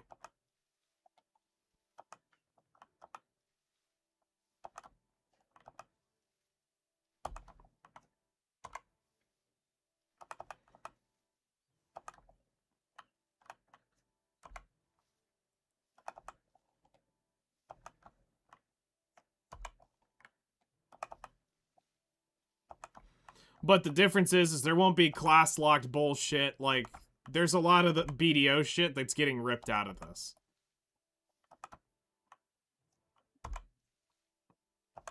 Like, there's no gender-locked stuff. There's no class-locked shit.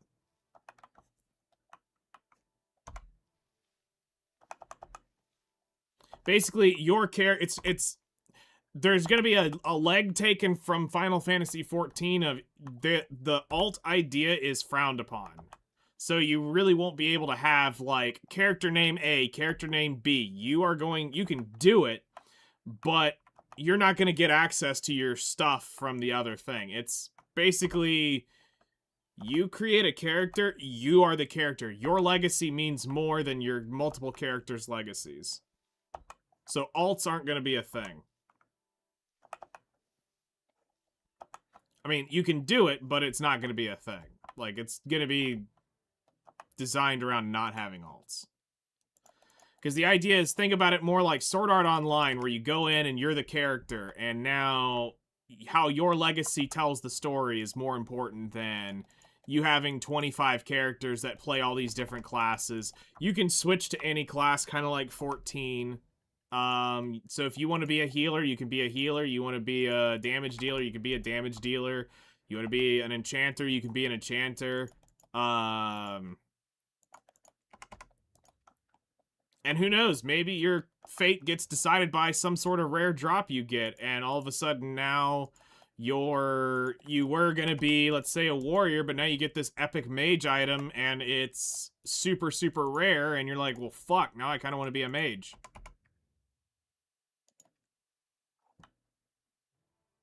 Reminds you of King's Avatar? Okay. So...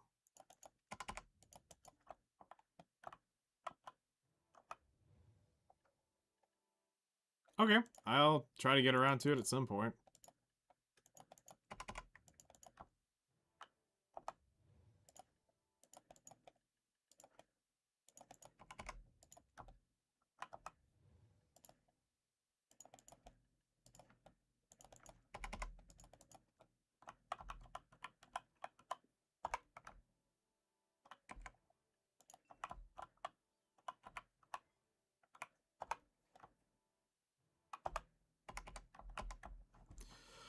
Alright, farms are done.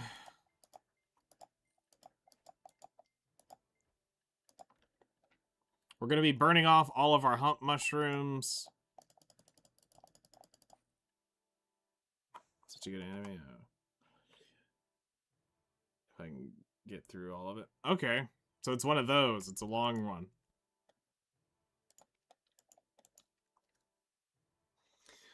Alright, well, that's going to be it for me for now.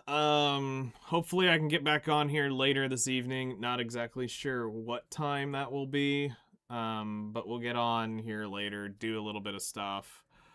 And then...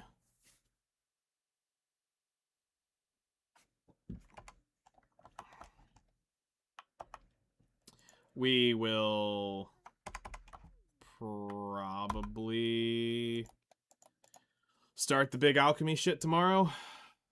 I just gotta figure out the cake buff thing. So that's still a work in progress idea on how I'm going to be doing that. Whether the Dracania is going to end up getting cake buffed and I just swap over. Because I don't know if I just want to sit here and play maybe play something else while Black Desert's in the background doing Black Desert shit. Or if I'll do other stuff while I'm on and let that be in the background. So... we'll see how that goes. But yeah, y'all take care. Enjoy your afternoons for now, and we'll see y'all hopefully sometime later tonight. So, later, everybody.